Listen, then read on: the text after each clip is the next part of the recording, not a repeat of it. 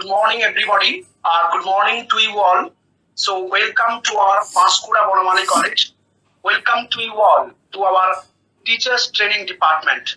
It's a proud privilege and a great honor for us that we have amongst us Dr. Rajeshwar Mukherjee, Assistant Director of Research and Head of the Philosophical Research, Literary Research Department, Koiboladham Research Institute, Lunabhala, Pune, Maharashtra.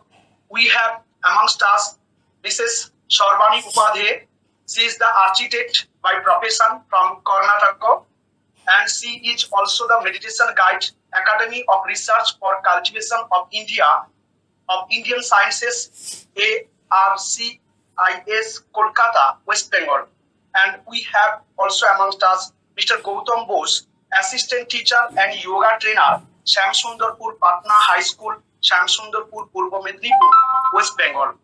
So welcome to you all to our one-day national webinar on understanding yoga philosophy and self-realization, recent approaches and techniques, organized by our Teachers Training Department, B.Ed, in collaboration with IQAC Panskura Banamali College.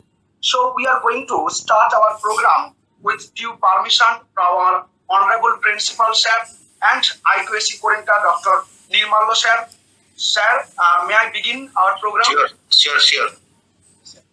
So with Sanskrit chants, I am going to inaugurate this session. Narayanam namaskritya naran chaiva narottamam devim saraswating vyasam tato jayo mudirayet mukam karoti vachalam pungum langhayate girim yat kripatamahang vande paramananda madhavam. Srimad Bhagavad Gita Sarvabho Nishado Gavo Dugdha Gopala Nandanaha Partavatsha Sudhir Bhukta Dugdham Gita Mritang Mahat Vosudeva Sutam Devam Kamsa Chanuramardanam Devaki Paramanandam Krishnam Vande Yagat Gurum.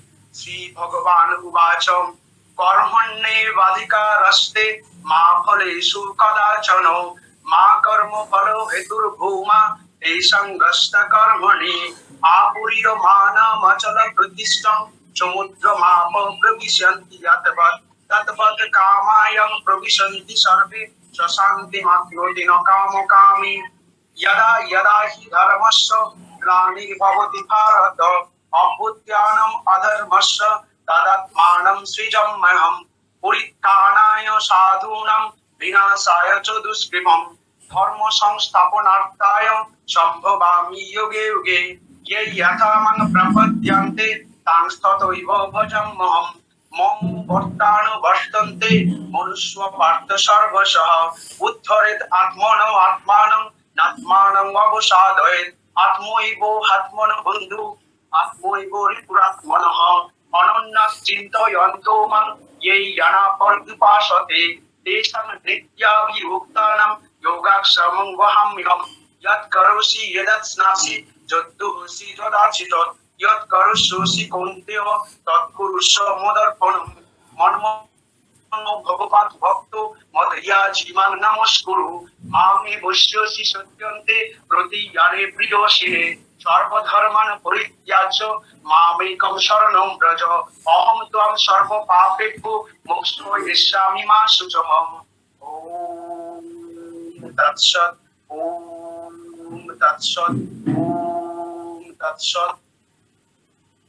Now I am inviting our Honorable Principal Sir Professor Dr. Nandan Bhattacharya to deliver the inaugural speech. Please, sir. Very good morning to all of you. Thank you, Sivasis. Am I audible? Yes, sir. Audible and yes, sir. Thank you. I am happy that Teachers Training Department of Panskura Banamali College has organized one-day national webinar on understanding yoga, philosophy and self-realization. recent approaches and techniques. I want to thank IQAC coordinator Dr. Nirmal Das. Also, I want to thank Dr. Nirmal Kumar Mahapatro, our controller of examination, and convener Dr. Mr. Tuhin Singho, Dr. Tuhin Kaur, head of the department, Shibashish Jana, organizing secretary, joint secretary Rajashri Das, and the other members of the department.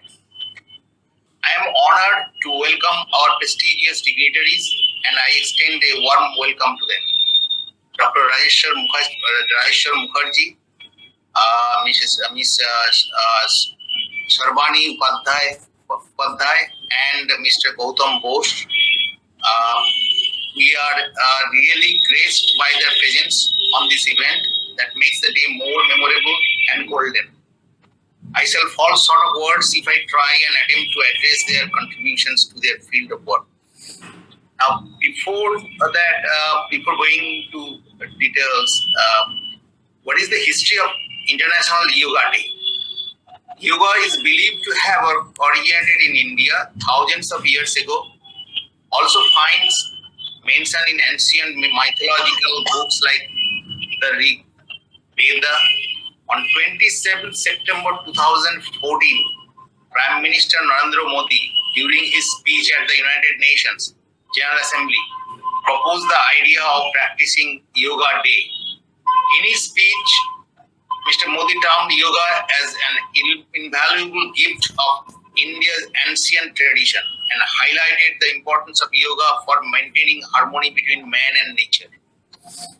The draft resolution passed by India was backed by 177 nations, and the first International Yoga Day was celebrated on June 21st, 2015. Now, what is the theme for International Yoga Day 2021? According to the UN website, the theme for International Yoga Day 2021 as Yoga for Well-being. That is, how the practice of yoga can promote the holistic health of every individual.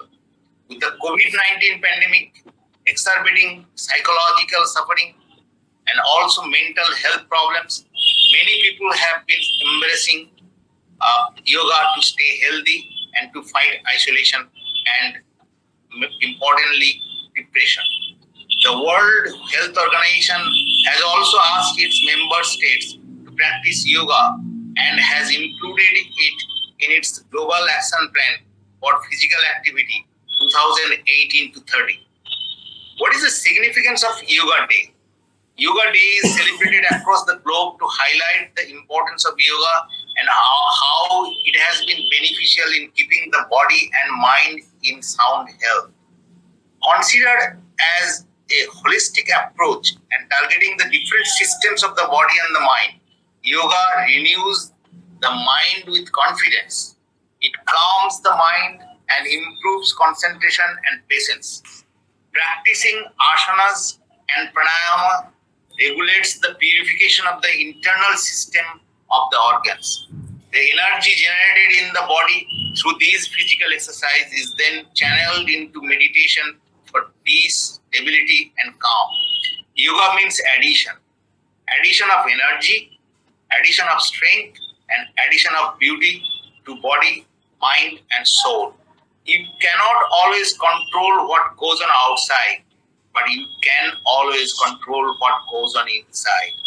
Happy Yoga Day. I wish you all the best of luck and hope that you will continue this tradition of celebrating International Yoga Day every year. Thank you. Thank you, sir, for your illuminating, enlightening speech. Thank you, sir. Thank you for your ever listening and ever never-ending boosting approach from your end. So, thank you so much.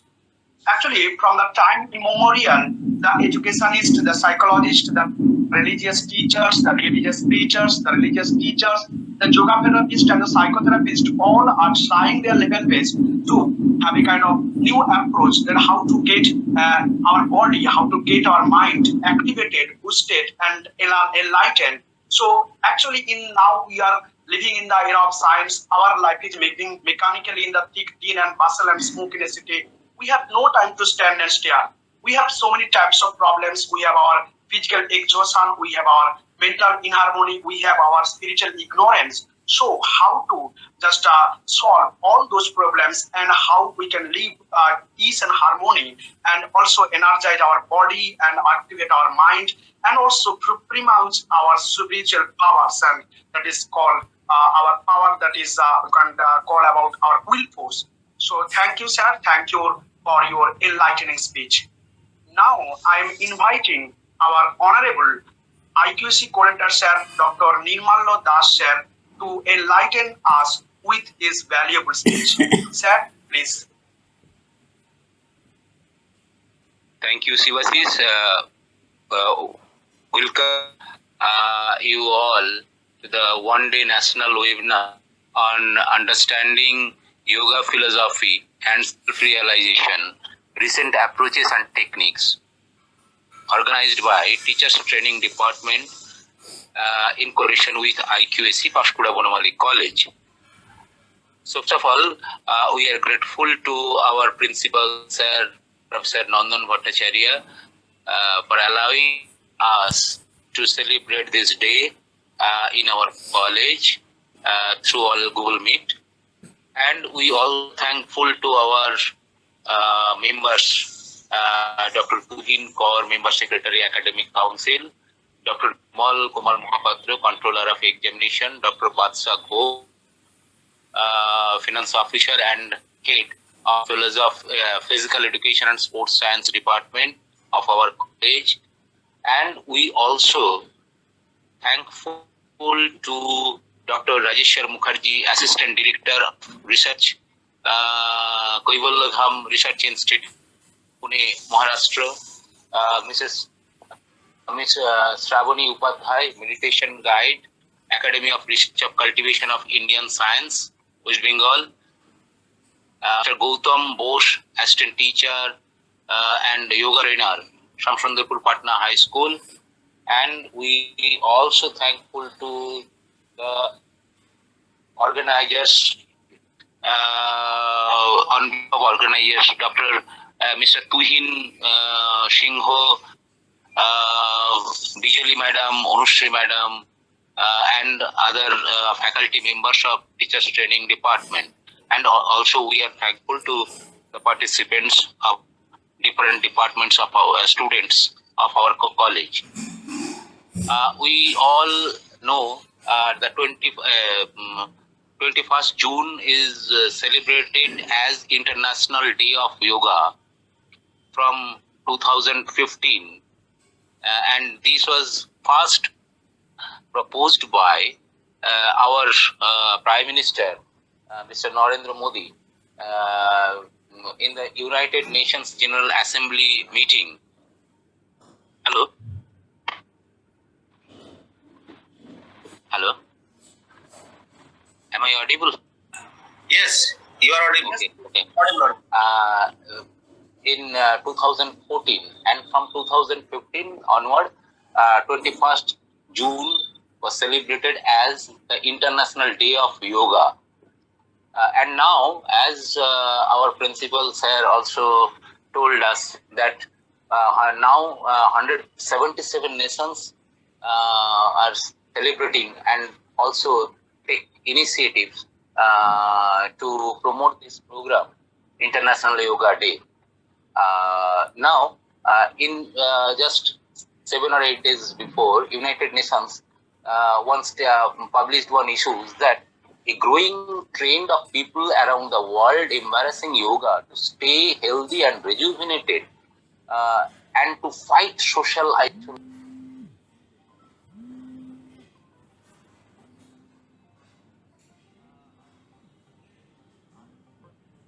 Conditions So yoga, unusual conditions like your COVID-19 situation. So yoga also playing a significant role of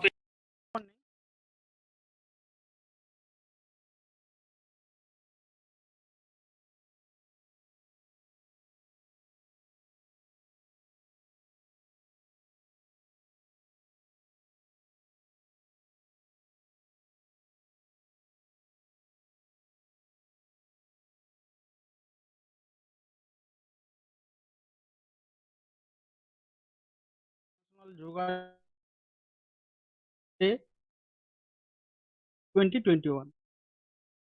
Our respected and beloved principal of this webinar, Dr. Rajeshwar Mukherjee, Koibullodham Research Institute, Maharashtra, Miss Korbani Upadhyay, Academy of Research for Cultivation of Indian Sciences, Kolkata, Mr. Gautam Bose, Shamsundarpur Patna High School, Purba Medinipur.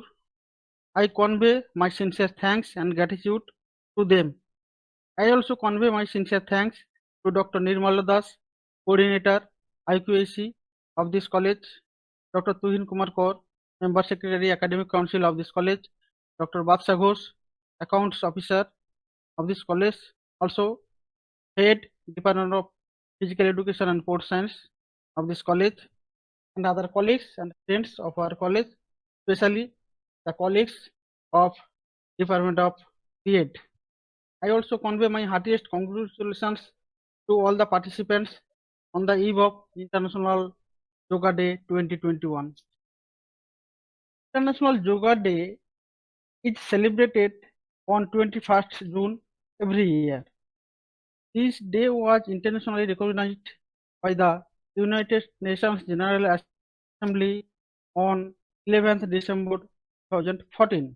The idea of an International Yoga Day was proposed by our Prime Minister, Mr. Narendra Modi, on 27th September 2014. Mr. Modi proposed the date to be June 21 and mentioned that this is the longest day of the year in the Northern Hemisphere and has special significance in many parts of the world. And the first International Yoga Day was celebrated on June 21, 2015. The Ministry of Ayush arranged this huge event in India. 35,985 people, including our Prime Minister and a large number of dignitaries from 84 nations, assembled to celebrate this day by performing 21 different yoga asanas for 35 minutes in New Delhi. Many spiritual leaders took the initiative and expressed their support. The UN recognition made this move more popular in the entire world. The day devoted to yoga was observed by millions of people. This event established two Guinness World Records for the largest yoga class and for the largest number of participating nationalities. Yoga has existed for thousands of years like an orphan, but perhaps for the first time it was acknowledged globally. The origin of yoga is speculated to be prior to the Vedic period as mentioned in the Rig Veda. Yoga in India is more than physical exercise. It has a meditative and a spiritual heart. The first Hindu teacher who actively advocated and disseminated aspects of yoga to the Western audience was Swami Vivekananda, who toured around Europe and the United States in the 1880s. Yoga is the most effective way of connecting our soul God. It balances our mind and body, it connects us to the natural world, helps us appreciate the world in a healthier approach. Meditation, a form of yoga, helps us think about life and the supreme power God, which makes us better person help to make better decisions about life. Meditation is the most favorable method of balancing the psychological level of a person, gives immense tranquility and peace to the person, helps to undertake daily struggles in a healthy manner. International Yoga Day has some objectives. Some of the objectives are let people know the amazing and natural benefits of yoga, connect people to the nature by practicing yoga, to draw attention of people worldwide towards the holistic benefits of yoga, to reduce the rate of health challenging diseases all over the world, to enhance growth, development, and spread peace all through the world, to strengthen the global coordination among people through yoga, to link between protection of health and sustainable health development. Yet, we over all the health challenges through regular yoga practice to promote better mental and physical health of people through yoga practice. These are the some of the objectives of International Yoga Day. There are many more objectives also. Now, the theme for first Yoga Day, first International Yoga Day 2015 was harmony and peace. And the theme for the next Yoga Day in 2016 was connect the youth. Theme for 2017 was yoga for health, and yoga for peace. The theme for the year 2018. The theme for 2019 was yoga for heart. During the pandemic situation in 2020, the theme was yoga at home and yoga with family. The theme for International Yoga Day 2021 is yoga for well-being. Yoga is the dance of soul with music of that creates inner tranquility, harmony. International Yoga Day 2021 will highlight the importance of yoga and the pivotal role it plays rejuvenating our mind and the body, leading to a healthier lifestyle. Yoga not only provides physical and mental relaxation, it also develops strength and resilience. The numerous benefits of yoga make it a popular practice for people across the globe, especially in times of a pandemic when mental and physical health is under stress. With these few words, I once again convey my heartfelt thanks and gratitude to the organizers for providing me this platform. Thank you, audience, for your patience. Expecting a great success of the webinar, I conclude my talk. Thank you all. Dr. Nirmal Kumar Mahapatra sir, for your enlightening speech and with so much information to your credit and your ideas on body, mind and soul and how we can just activate our body, activate our mind, activate our spirit in every moment of time.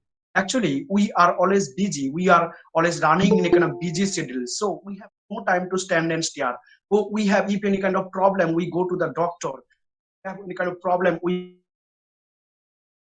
go to the psychiatrist. If we have a kind of loss of our energy, we go to another mental therapist. But we never think that our yoga can just energize everything. Suppose we have our mobile, so this is our mobile, so we recharge our mobile every day. But we have our body garden, so our body is a kind of like kind of garden. In this particular body garden, we have our eyes, we have our ears, we have our mouth, our hands, face, everything. These are the fruits and flowers of our body. So if we beautify our body garden, if we can flourish and blossom our body garden, that will be the nice thing to all of you. And actually, then we can enjoy the bliss and harmony of our life, the bliss and harmony of our mental activities. So today, it's a kind of great opportunity that how our Nirmal Kumar Mahapatra sir told about our Vedic period and in this moment of time, how those great yogis have a kind of great energy and as the spirit and how we can see about that our Valmiki, our Vyasdev how they wrote those great books, and about that Dept said how he wrote such a kind of a great book, our Mahabharata, and also about that our Srimad Bhagavad Gita. So such a kind of great book, a kind of a collection of 700 sloks to our credit, and Srimad Bhagavad Gita is kind of compact book on yogic therapy, and about that 18 chapters, 700 sloks are there, and translated into 78 languages to his credit. And how we see about that our Lord Krishna, about that how Lord Krishna preached the essence of yoga, essence of yoga, essence of kriya yoga in this and he how he preached and how he gave the teaching lessons to Arjuna when Arjuna was in Visad Yoga.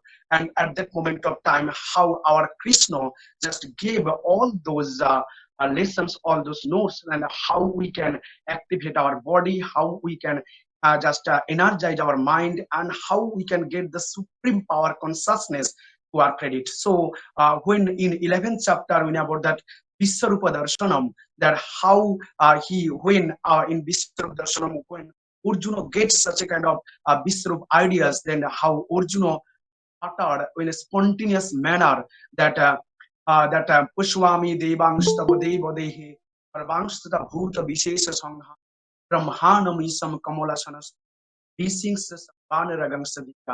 that I can see all those the supreme powers, all those devis and organic, inorganic, and all those creation of this universe. So please give me the energy in the spirit, so then I can know the intellectual, also the cosmological figures of this universe. And also we can see about that in our Gayatri mantra that Om Bhur Bhuvashaha Tatsavitaur Varennam Bhargo Devasya Dhimoi.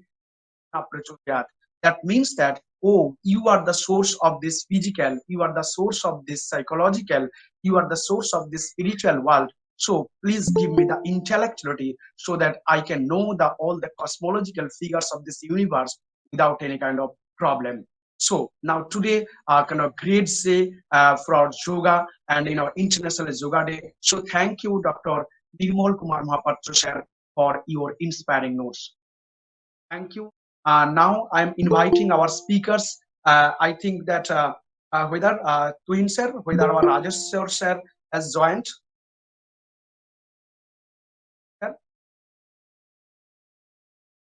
Our speaker Rajesh sir joined. Whether Twin sir, no, Twin sir. sir is Hello. Hello. Hello. Hello.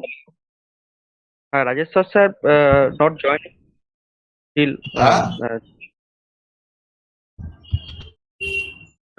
The problem is that our that all those speakers are, all those audiences are so interested. They have already joined, and that's the reason our house is full, and that's the reason our the speakers are requesting that they cannot join. So please just take a kind of time to join our Rajesh sir. And in this moment of time, I think that if our Shukla madam, are you ready to say something, Shukla madam? Our Shukla madam is here.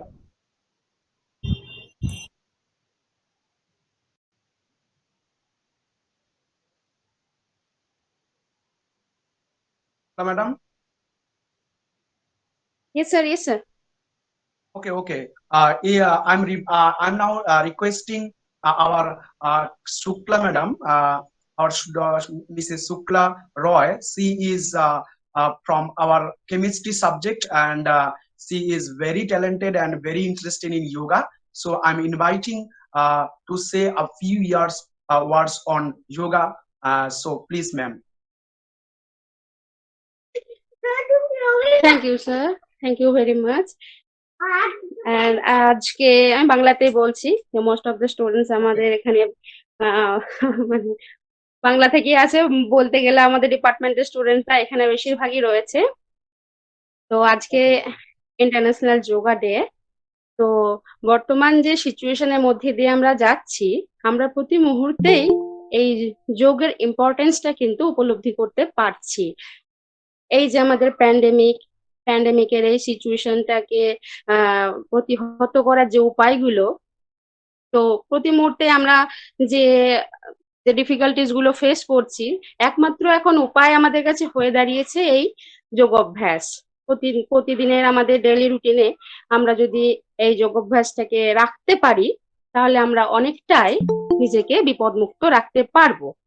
অনেক scientist, অনেক বড় বড় doctor, অনেক রিসার্চের ফলে অনেক medicine এখন এলেও, অনেক ভ্যাকসিনেশন এলেও আমাদের কিন্তু এটা ওনারা করতে বলছেন, এবং আমাদের দৈনন্দিন জীবনে আমাদের যে নিয়মানুবর্তিতা অনুযায়ী আমাদের জীবনটাকে নিয়মের মধ্যে বাঁধতে বলছেন, এবং আমাদের খাদ্যাভ্যাস, আমাদের জীবনযাপন এর মধ্যে একটা চেঞ্জ ওনারা কিন্তু আনতে বলছেন। এবং আমরাও সেটা খুব উপলব্ধি করতে পারছি যে আমাদের এই জীবনটা, আমাদের যে ঘরবন্দি জীবন, প্যান্ডামিকের জন্য যে আমরা টোটালি এখন একটা চার দেয়ালের মধ্যে বন্দি, এই ক্ষেত্রে এই যোগটা কিন্তু আমাদের একটা অবলম্বন হয়ে দাঁড়িয়েছে নিজেকে সুস্থ রাখার। তো আজকের এই সিচুয়েশনে দাঁড়িয়ে এই যোগ দিবসে এটা আমার কাছে একটা খুব ইম্পর্টেন্ট বলে মনে হয়েছে আমাদের এই বর্তমানে দাঁড়িয়ে। তো এইটুকুই, আর কিছু বলবো না। Thank you very much.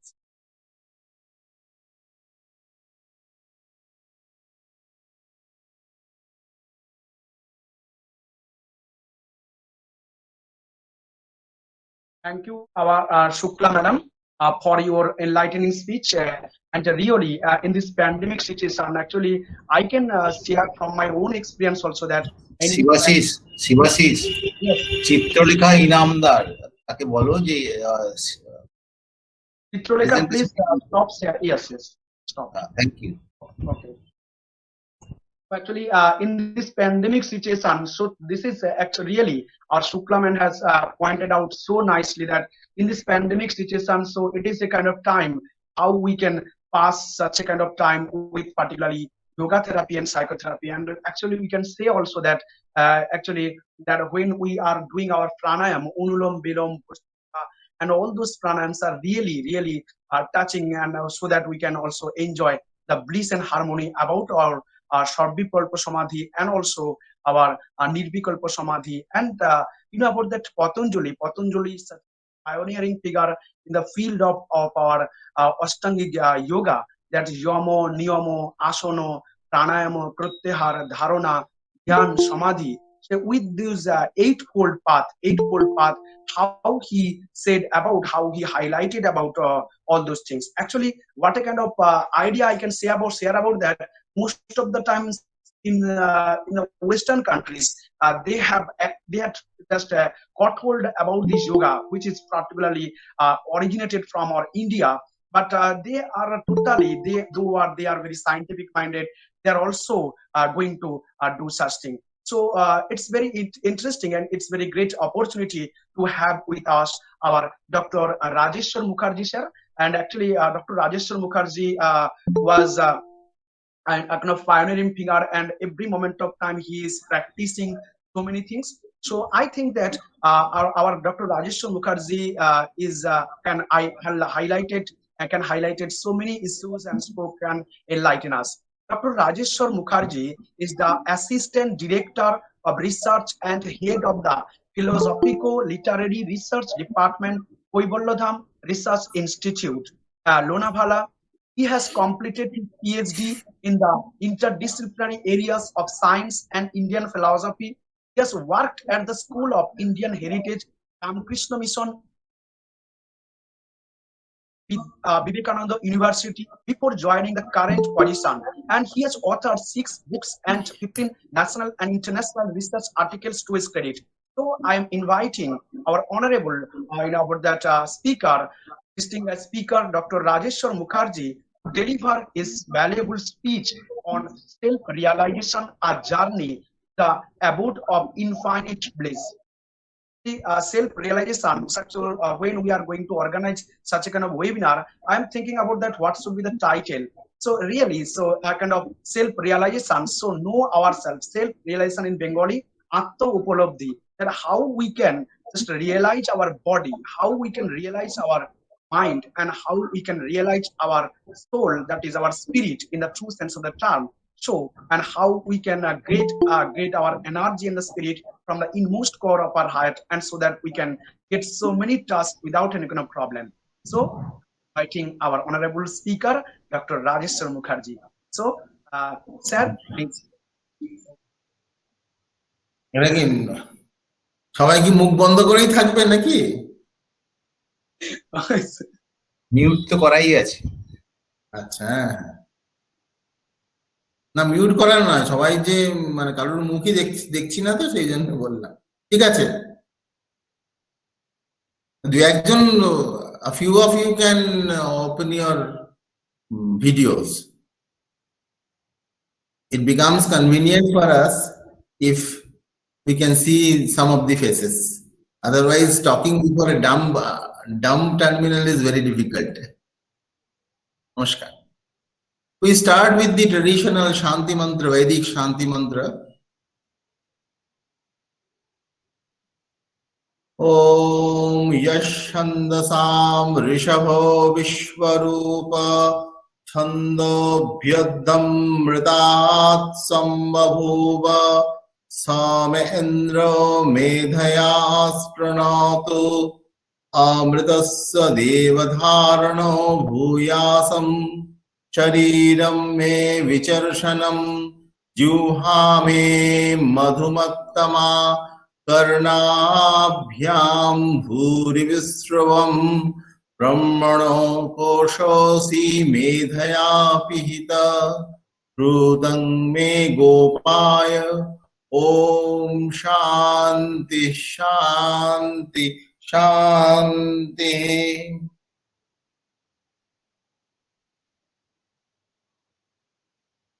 The most respected Principal Sir, Professor Nandan Bhattacharya, the members of the advisory committee, the respected patrons, the respected organizers, the members of the board of organizers, Professor Shivashish Jana, the students who have joined here to listen to this discourse, and the people who belong to the entire yoga community, the people who are our well-wishers, and all the countrymen who are listening to this discussion. At the very outset, I would like to extend my gratitude and thankfulness to the organizers for giving me an opportunity to deliver the message of yoga across the world through this platform. I express my sincere condolences to those families who have suffered the loss of their near and dear ones in this global pandemic situation. I also pray for the speedy recovery of those people who are still suffering with the deadly blows of coronavirus. The entire world has come to a standstill. The human life and civilization is jeopardized. We do not know the solution. We are trying to combat against this deadly virus. We are trying to save our lives, save our planet from this deadly COVID-19. And in this context, the discussion on yoga becomes totally and extremely relevant and important. However, a philosophical concept has been identified by the organizers. And why is this philosophical concept organized by them, identified by them? They have identified this philosophical concept because philosophy gives us the strength within us, strength to fight against all sorts of obstacles and all sorts of odds in our life. We are tormented by miseries. Every philosophy in India starts with the recognition of pain, misery, and afflictions. Pain, misery, and afflictions are the starting point of all the philosophical systems, and total relief from the same is our ultimate goal. The goal of philosophy is to lead us to the world where there is no suffering, there is no affliction in the life. The goal is very simple: to get rid of the miseries and to be happy, to be in the state of bliss. Every human being in this universe wants to avoid pain and misery. But unfortunately, tackling and managing pains, miseries, and sufferings in this world is extremely difficult. Dukkha trayo bhighatat jignasa tat apoghatake heto drishte sahapartha chet ekanta attantata bhava. One of the earliest philosophies of our country and one of the most rational, scientific, and ancient philosophies of the world, Sankhya philosophy, records that human life is tormented by threefold miseries: Adhyatmik dukkha, Adhibhautik dukkha, and Adhidaivika dukkha.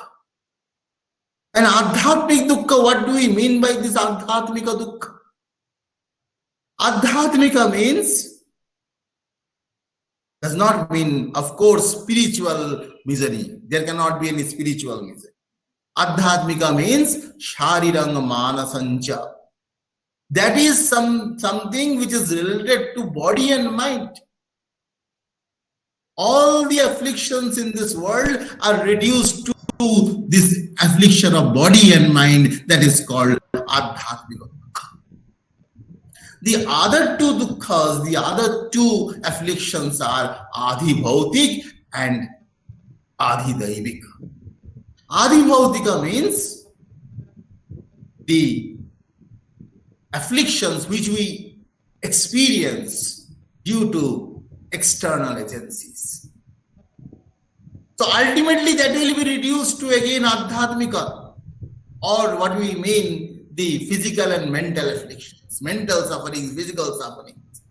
But something that comes to us from outside, from the external world, from the material world or semi-material world.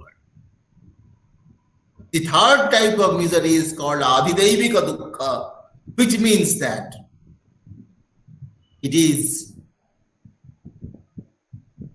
the affliction or suffering which we experience due to supernatural agents like the stars, the gods, the demigods, etc., the ghosts.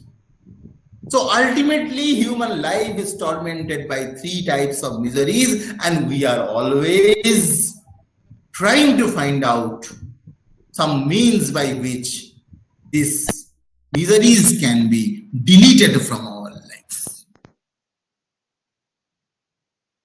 We know the Lord Buddha came here on this earth. He descended on this earth. Why did he descend on this earth? He descended on this earth to make us aware of this dukkha, to make us aware of these afflictions and sufferings in our life. It is not that affliction or suffering is something new. It is not that affliction and suffering is something which we have never experienced. But we are not aware of that. The Lord had to descend on this earth and say, Sarvam Dukkham Dukkham, the entire world is full of misery. You can argue that we are sufficiently happy here. We are relaxing here, we are comfortable here.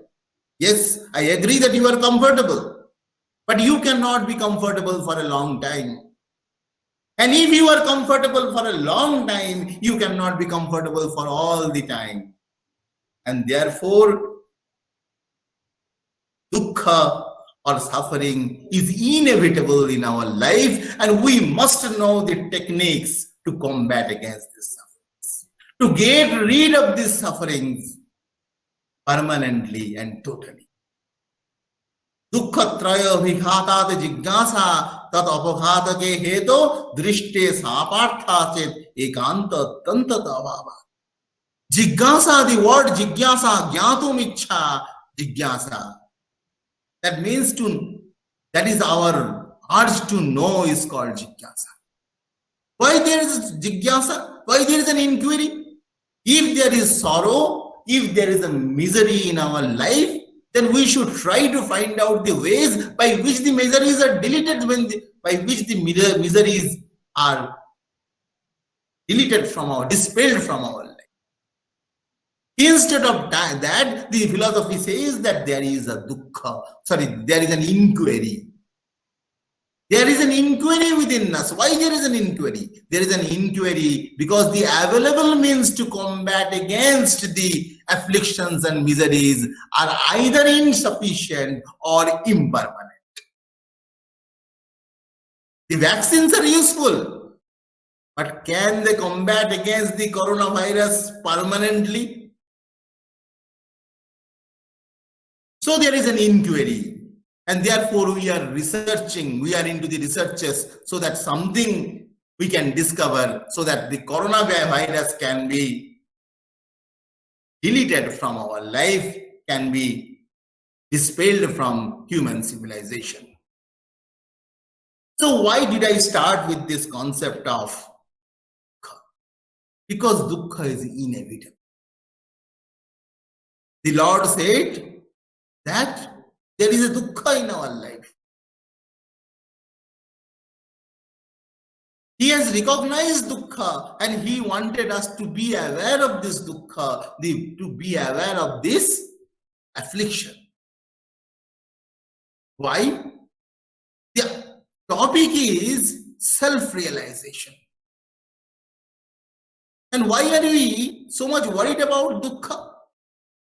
Because the panacea to all afflictions is the realization of the self. The realization of the divine potential which is hidden within us. Swami Vivekananda was delivering a lecture in the West. An inquisitive student from the back said, "Sir, I am deeply attracted by your lectures and your teachings, but I cannot make head and tail about the essence of your teachings. Can you put the essence of your teachings in only a few words?" She wrote a letter to Swami Vivekananda because asking something to him was very difficult. A man of such gigantic personality could not be asked questions. He got the letter and he replied, "My ideals can indeed be put into a few words. That is to teach unto mankind their divinity and how to make it manifest in every movement of life. You are the divinity incarnate. Each soul is potentially divine. The divinity is hidden within us. We can do anything and everything, and that anything and everything can be done only when we are aware of the infinite possibility, the infinite potential which is hidden within us. Why there is an infinite potential? The early Upanishad says, Ishavassamidam sarvam jat kimcha jagatyam jagat. Whatever is there in this world of changefulness, the world of changefulness and universal motion is permeated by an unchanging reality called Isha. Isha is the unchanging reality which pervades every object of this universe. And that is hidden within us. The power of Isha. Isha means absolutely wealthy, absolutely prosperous. The infinite prosperity is Isha. We have to attain that state of prosperity because our real nature is that we are Isha. The Isha is permeated in every object of this universe, including in ourselves. That supreme potentiality is within us. If we know this, if we are aware of our own real nature, then we are in a position to combat against all odds of life.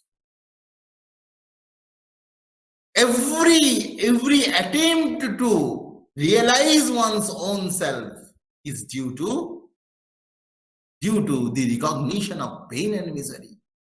When we recognize pain and misery in our life, we try to combat against that, and we try to manifest the infinite potential that is hidden within us. That is the real nature. Swami Vivekananda has written a beautiful, it's not written, he has given a beautiful speech titled The Real Nature of Man. What is the real nature of man? The real nature of man is infinity. And the apparent man is a struggle to manifest its infinite nature. So when we know our infinite self, when we know our infinite dimension, then only we are in a position to realize our own self. Then only we are self-realized. I told you that Ishavassamidam sarvam jat kimcha jagatyam jagat. So Isha, the fundamental principle called the consciousness absolute, existence absolute, and bliss absolute is permeated in every object of the universe. It's the unchanging dimension of this changeful universe. Everything in this universe is changeful. It is represented by the word Jagat. And Jagat means that is subject to change. Gam dhatu in Sanskrit, which means changing, ever-changing universe. The assumption of an unchanging reality, the assumption of an Isha sustaining the world of changefulness is a logical necessity to give meaning to the change. Had everything in this world been changing, then who is there to witness the change? Who is there to observe the change? Changes cannot be observed unless there is a stationary observer. Unchanging self, unchanging existence, this is a logical necessity to give meaning to the change. And therefore the Upanishad fondly asserts that every object of this universe throbs with the existence of self. Kangar kangar mein shankar hai.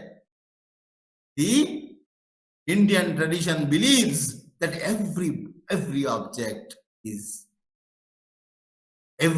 animates with the existence of Shankar. So, knowledge of this infinite dimension of ours is called self-realization.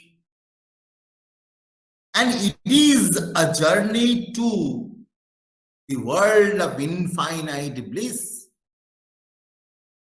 Now, what is the relation between this infinite bliss and self-realization?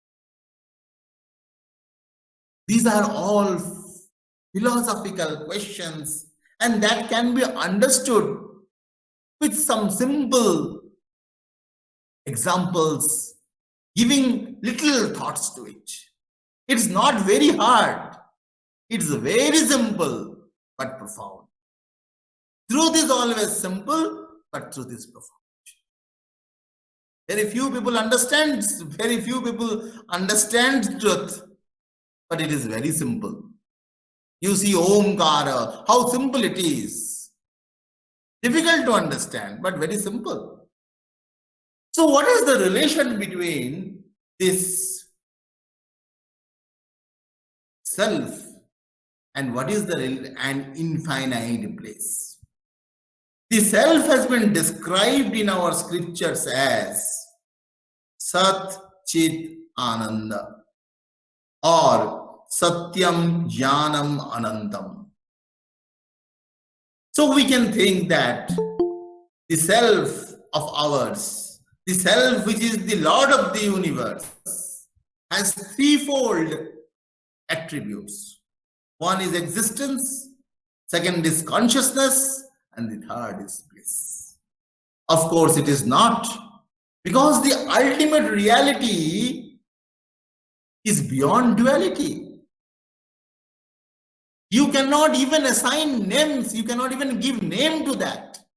Only for worldly exchanges, only for worldly transactions, we give name to the absolute reality. So before we enter into all these sorts of logical analysis, let me clarify a question that is very pertinent at this point. You may say, proof. I told you that there is a logical necessity of the existence of the self, because of its unchanging nature. The unchanging self sustains the world of changefulness. But you can come, if you can say, you have every right to say that I don't believe it.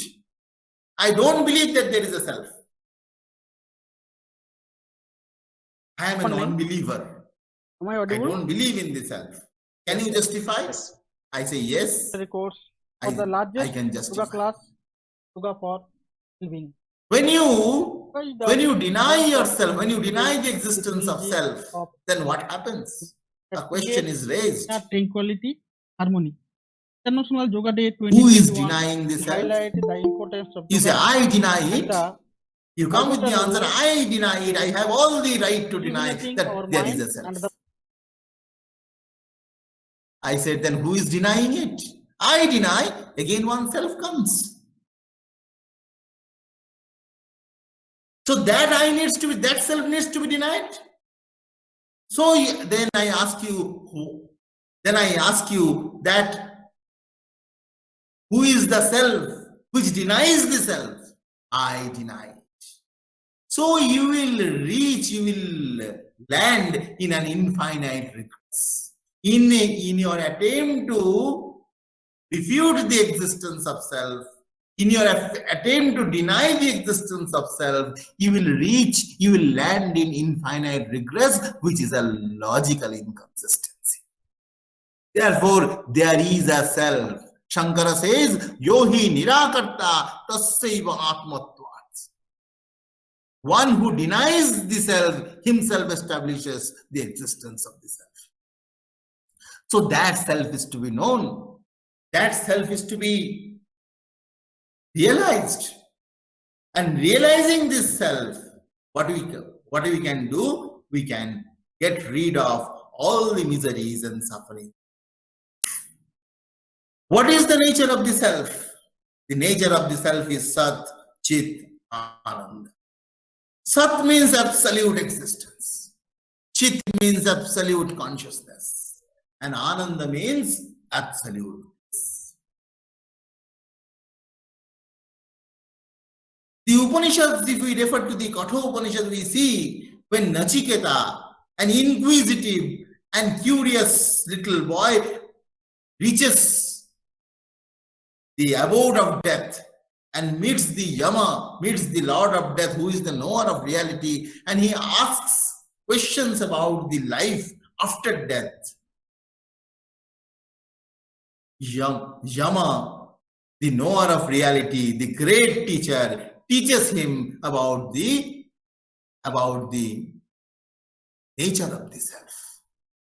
Because we all are the self, and therefore we have an unchanging, infinite, immortal dimension. Our body perishes, but our self will not perish.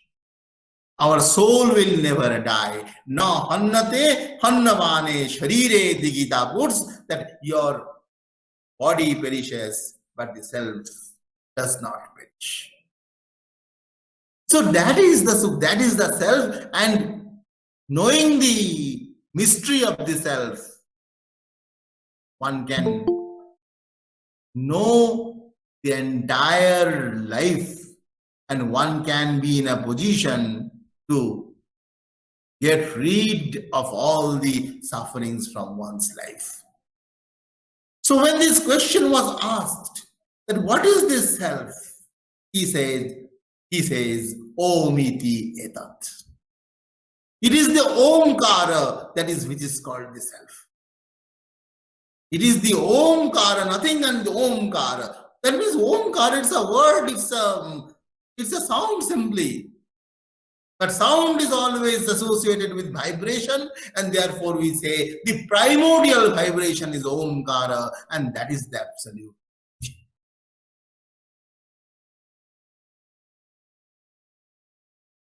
So what is this? What is this self?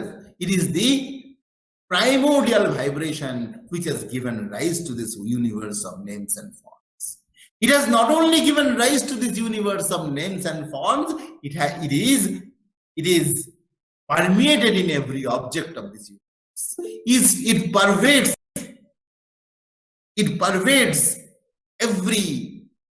every bit of this universe, every particle of this universe. So that Omkara, the nature of that primordial reality is to be known. And what is the nature of this primordial reality? The nature of this primordial reality is that it is Sat, it is Chit, it is Anand. Sat means absolute existence. It is not existent, it is existence. You cannot say that the self exists. We have to say that self is the existence. And it is the primordial consciousness, it is the absolute consciousness. What do you mean by this absolute consciousness? What do you mean by the absolute existence? All these questions have been raised. Shankaracharya, the great philosopher and logician, he has discussed it in a very simple way in his book called the Tattva Bodha.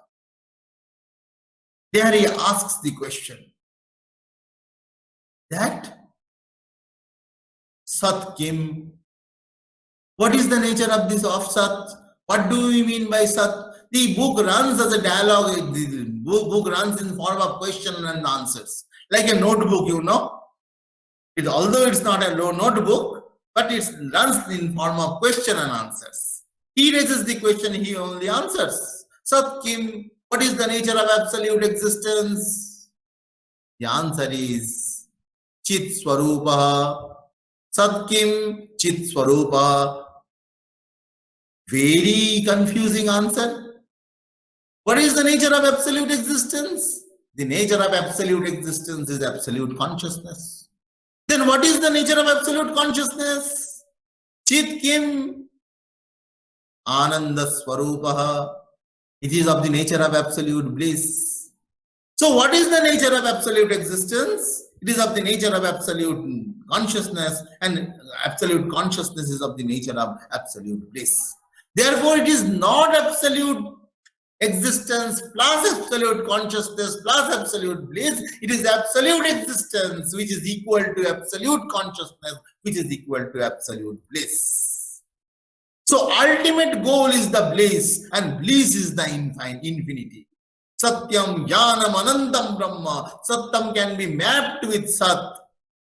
Jnanam can be mapped with consciousness, and Anantam can be mapped with Ananda, and Ananda is infinite. So reaching that, knowing that Satchidananda, we are established in absolute bliss. We are established in the world of bliss and happiness. But what do you mean by bliss? What do we mean by bliss? Is it merely sense enjoyment? Is it merely living this life happily? Is it merely enjoying in this universe? Or practicing yoga in this universe is absolute bliss? The Lord in Srimad Bhagavad Gita comes up with the answer. Yam labdha cha param labham mannatena adhikam tata yasmin sthitona dukkhena gurunapi vichalyate. It is that state. Yang labdha cha param labham mannatena adhikam tata. It is that state attaining which we cannot think of getting something more. And it is that state when attaining which we are not slightly affected by the greatest affliction. That is what is called the state of happiness. The state of happiness is not something intangible, it is tangible. It can be expressed in quantitative terms, it can be expressed in form of quantities.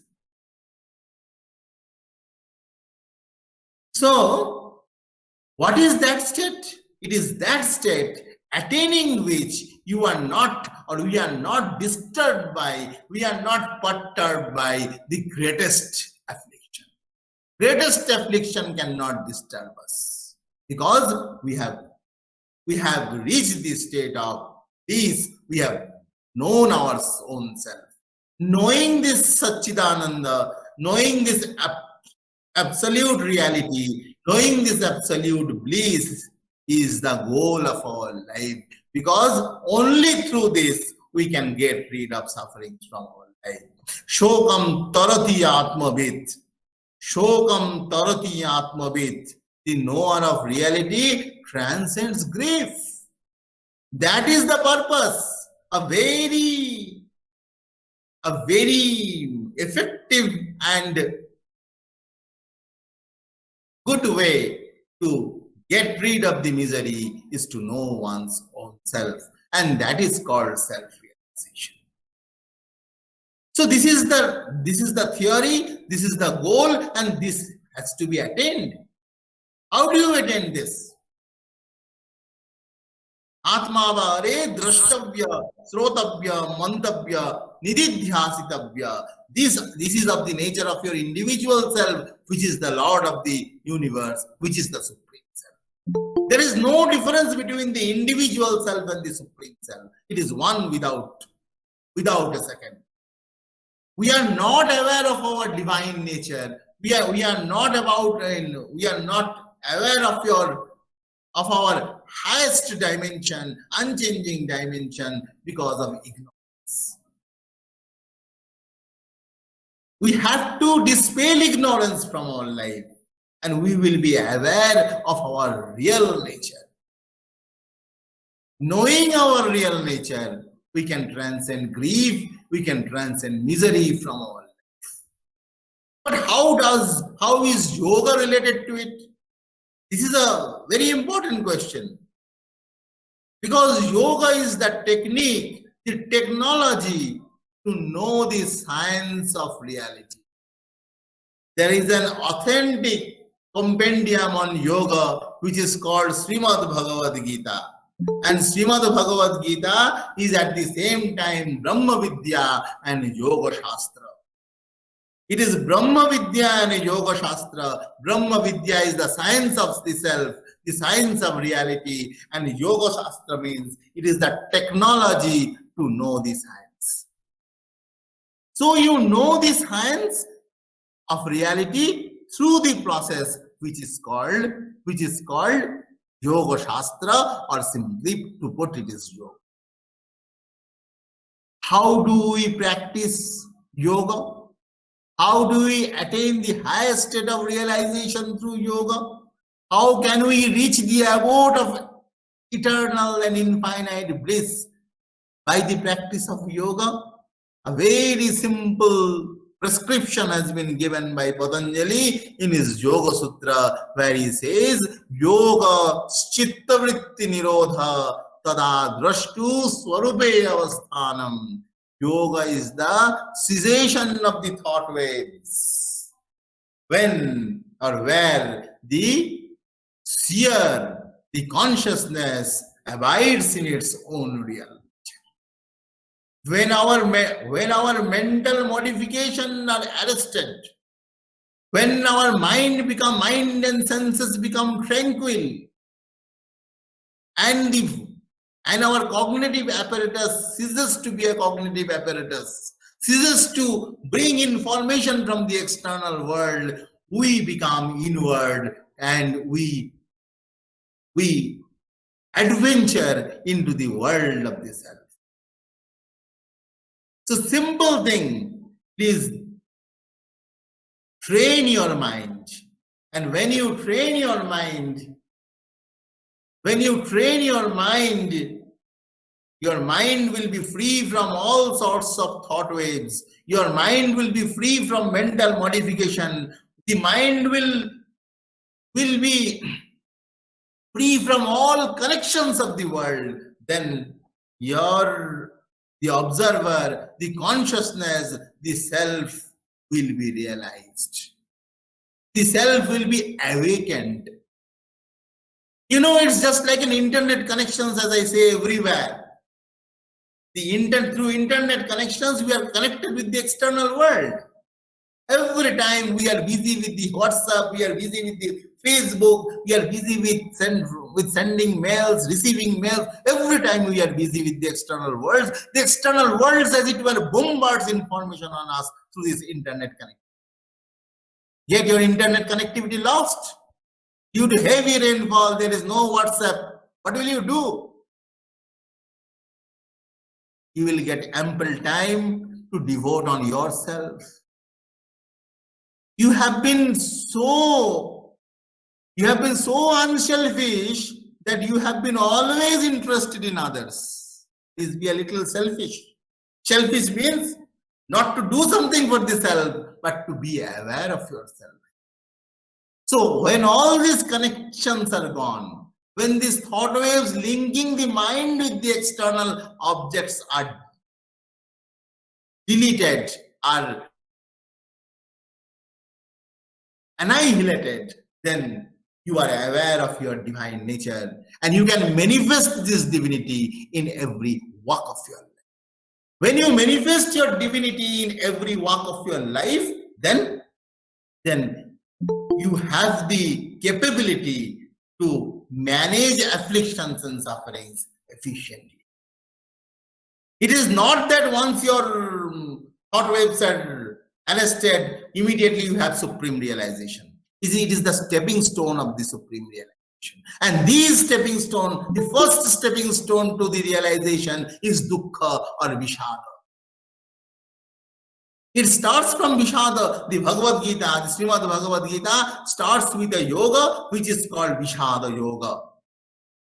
Affliction Yoga, Dukkha Yoga. You see, there are modern nomenclatures, many modern nomenclatures of yoga. Many modern nomenclatures. Gravitational Yoga, Iyengar Yoga, Hot Yoga, Bikram Yoga, so many yogas.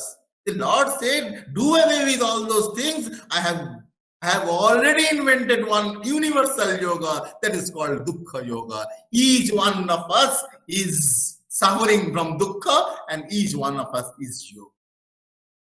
The first journey into the world of spirituality, into the world of reality is Dukkha or Vishada. Therefore, the word has been coined by Vyasa, the author of Srimad Bhagavad Gita, that it is Vishada and not Dukkha. Why it is Vishada? Why it is Vishada? It is B-Purvak Shadhatu. B-Purvak Shadhatu. B means totally, intensely, specially, and Shadhatu means of Visharana, Gati Visharana Avasadhaneshu Shad. Visharana Gati Avasadhaneshu Shad. Panini records. Visharana means weakening. Gati means attainment. Avasadhana means destruction. So, destruction, weakening of ignorance, totally and completely and intensely is Vishada. So, Vishada means it is the stepping stone of getting rid of dukkha. It is the stepping stone of the self-realization. The first step to self-realization is Vishada. Because B-Purvak Shadhatu, and Shad means destruction, and destruction means destruction of ignorance. So through the performance of yoga, we can attain the state of self-realization, we can attain the state of absolute bliss. So the science says that there is a highest reality, and that highest reality can be known, can be realized, and knowing that highest reality, we will be free from all pangs and miseries of our life. What are the ways? How do we do that? We do it by dint of yoga, by dint of the practice of yoga. And the practice of yoga starts with the cessation of mental modifications. There are multiple definitions and multiple approaches to yoga. Some say that it is the unity between the individual self and the Supreme Self. It is the union of the individual self and the Supreme Self. Some say it is not union, it is dissociation. It is dissociation and separation from misery. As Patanjali puts, as Patanjali accepts that it is not a union, yoga is concentration. And this concentration enables us to be separated, to be dissociated from the pangs and miseries of our life. Therefore, yoga, the path of yoga is the highest, and the path of yoga is the answer to all challenges of human life. Tapassibhyo adhiko yogi.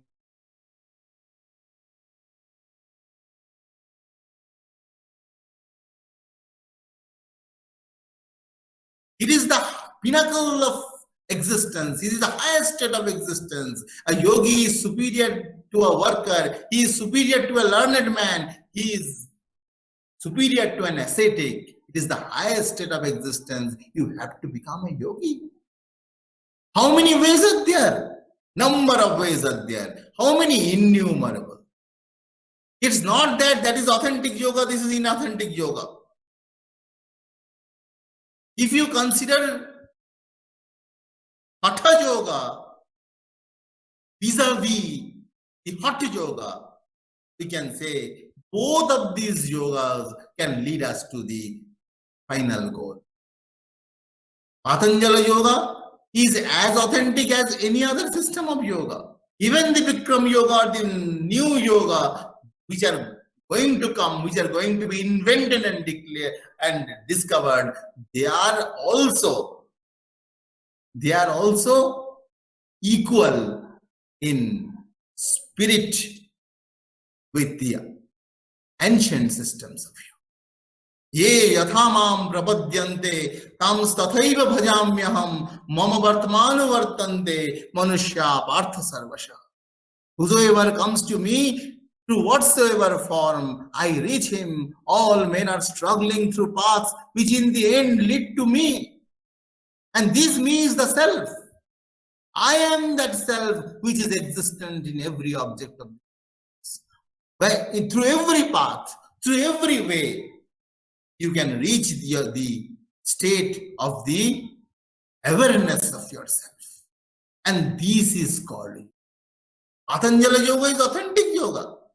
But Karma Yoga is authentic as well. Vibhuti Yoga is authentic as well. Bhakti Yoga is also authentic. You cannot abandon any system of yoga. All the systems of yoga are equally valid, equally pure. All systems of yoga are equally valid. You can adopt anything. Some people are the promoters of physical gymnastics or physical practices. Well, that is also a good method, because through those practices you can keep your body healthy. In the context of this global pandemic, we need to follow all the recommendations of Hatha Yoga, or some of the recommendations which are authenticated by modern science should be followed.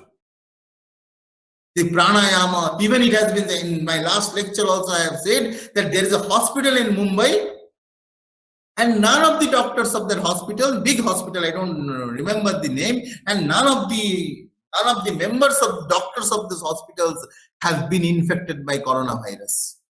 Why? They have been practices one simple thing. That is, in modern language, it is called nasal cleansing. And in yogic language, it is called neti. They every day they used to come back and used to practice nasal cleansing, and they were healthy. They could guard themselves against this deadly. Even if you practice the pranayamas, asanas, the expansion and contraction of your lungs, it will boost up your immune system. It is good. But what is its place in self-realization? Does it have any place in self-realization? Yes, it has also a place in self-realization. It prepares the body for the higher level practices. If your body is unhealthy, you will be unable to practice higher. So this Hatha Yoga, the physical yoga which we mean, that is also good. And mental yoga, that means psychological yoga, which is called the Chitta Vritti Nirodha, that is also equally good. Because how can you control your body? You can control your body only through your mind. The Karma Yoga, that is also good.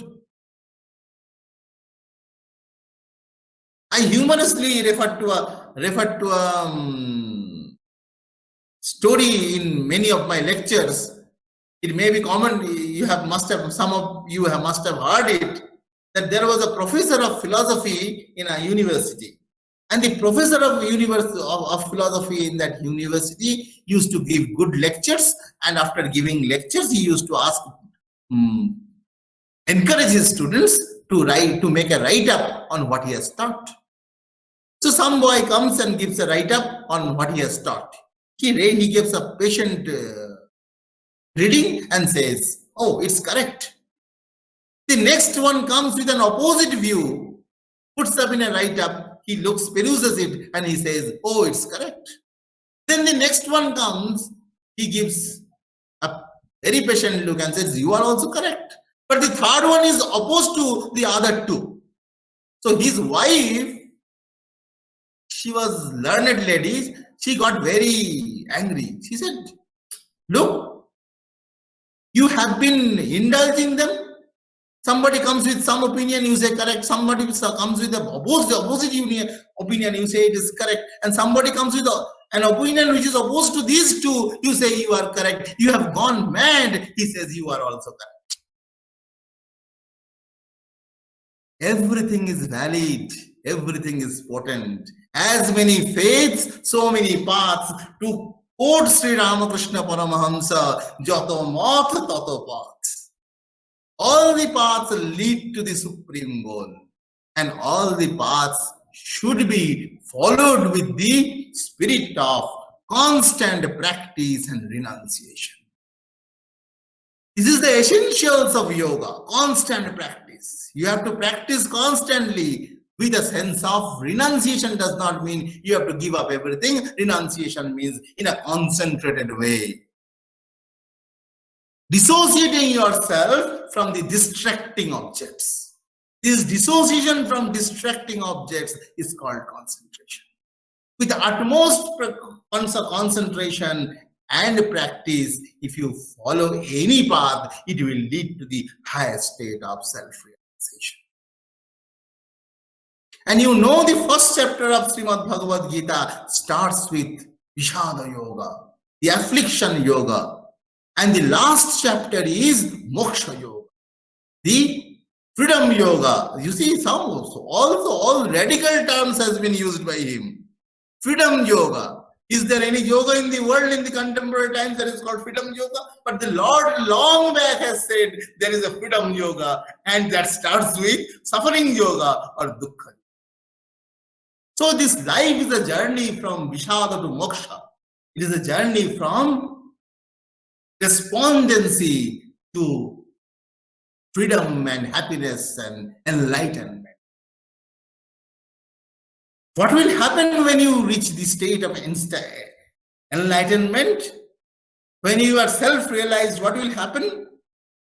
To report the realization of Arjuna in the last chapter, recorded in the last chapter of Srimad Bhagavad Gita, we can see that he says, Nashta moha smritar labdha tat prasadat mayachyuta sthitosmi gata sandeha karishye vachanam tava. That I have been Nashta moha, my delusions are gone. Smriti labdha, I have regained my eternal memory, my dhruva smriti. Nashta moha smriti labdha tat prasadat maya achyuta. Oh achyuta, out of your grace, my mind has become stable and my delusions have gone. Sthito asmi, I have become stable. Gata sandeha karishye vachanam tava. My doubts have been dispelled and I will follow thee. Whatever instructions you give, I will follow them in letters and spirit. And finally, I will say that the Lord in Srimad Bhagavad Gita speaks about the highest state, the attainment of the highest state, and he has furnished a plethora of yogas to reach that highest state. But finally, in the Moksha Yoga, he says, Arjuna, you want supreme realization, you want self-realization, you want absolute freedom. So why do you make some such strenuous effort to reach this state of supreme realization, asana, pranayama, and so many things? Why do you do? Did not say, imply it. He says, if you are in need of self-realization, if you are in need of the attainment of the highest state, seek it from him who has that. I have all the gifts with me. I will, if you surrendered completely to me, I will deliver you from all the sins and I will gift you the supreme freedom, the highest state of realization. Sarva dharman paritvajya mam ekam sharanam braja aham tva sarva papebhyo mokshayiswami masucha. Oh Arjuna, do not grieve. You come to me, surrender to me. I will deliver you from all the sins and I will gift you the supreme experience of self-realization. Thank you.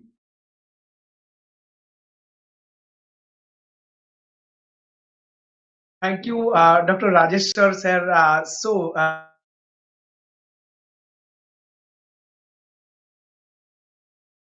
actually really told us about Srimad Bhagavad Gita, the essence of Gita, and the causes of our suffering, and also you have given us the ways how to stop all those sufferings. Actually, really, I am also reminded about Srimad Bhagavad Gita.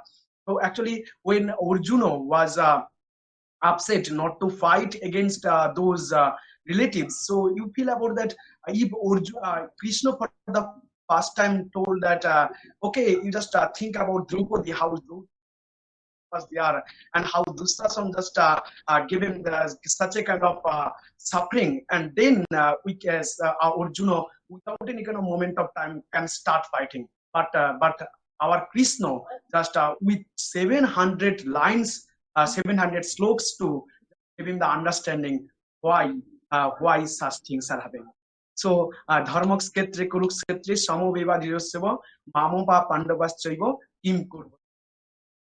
First line and also the last line, that Jatra Yogeshwara Krishna Jatra Partha Dhanurdhara Tatra Sa Vijayar Bhitur Dhuma Nirmitir Mamo. So starts with dharma and ends with mamo. Yes, suffering starts. Srimad Bhagavad Gita starts with suffering and ends with the freedom yoga.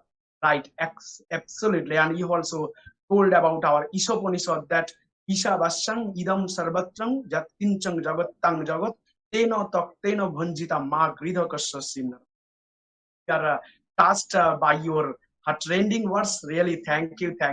And actually, we are running short of time. You have told so many things, and thank you all. Thank you, Lord.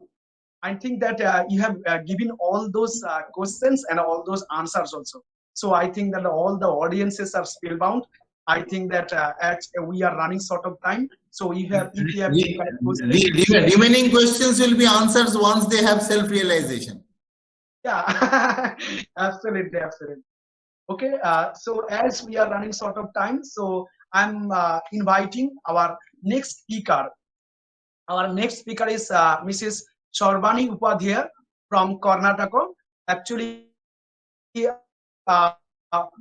Miss Sharbani Upadhyaya is an architect by profession. She is graduated from Savitri Bhai Phule Pune University.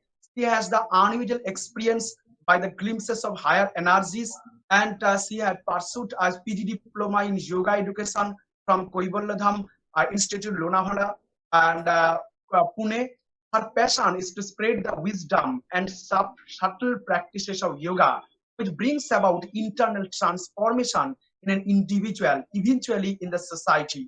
Currently, she is associated with ARCIS to assist and spread the authentic knowledge of yoga through creating meditative experiences of the theoretical philosophy.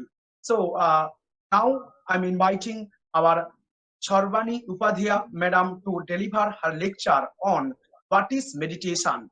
So meditation is the key to success of this life journey. So he's going to talk about our what is meditation. Now I'm inviting Mrs. Sharbani Upadhyaya. Ma'am.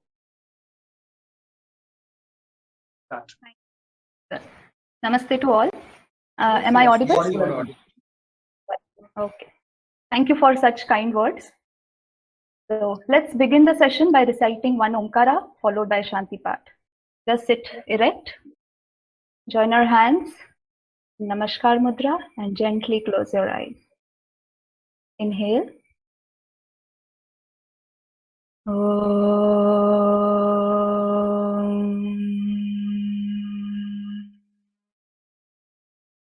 Sahana vavatu, sahanau bhunaktu, sahaviryam karvavahai, tejasvinavadhitamastu, ma vidvishavahai.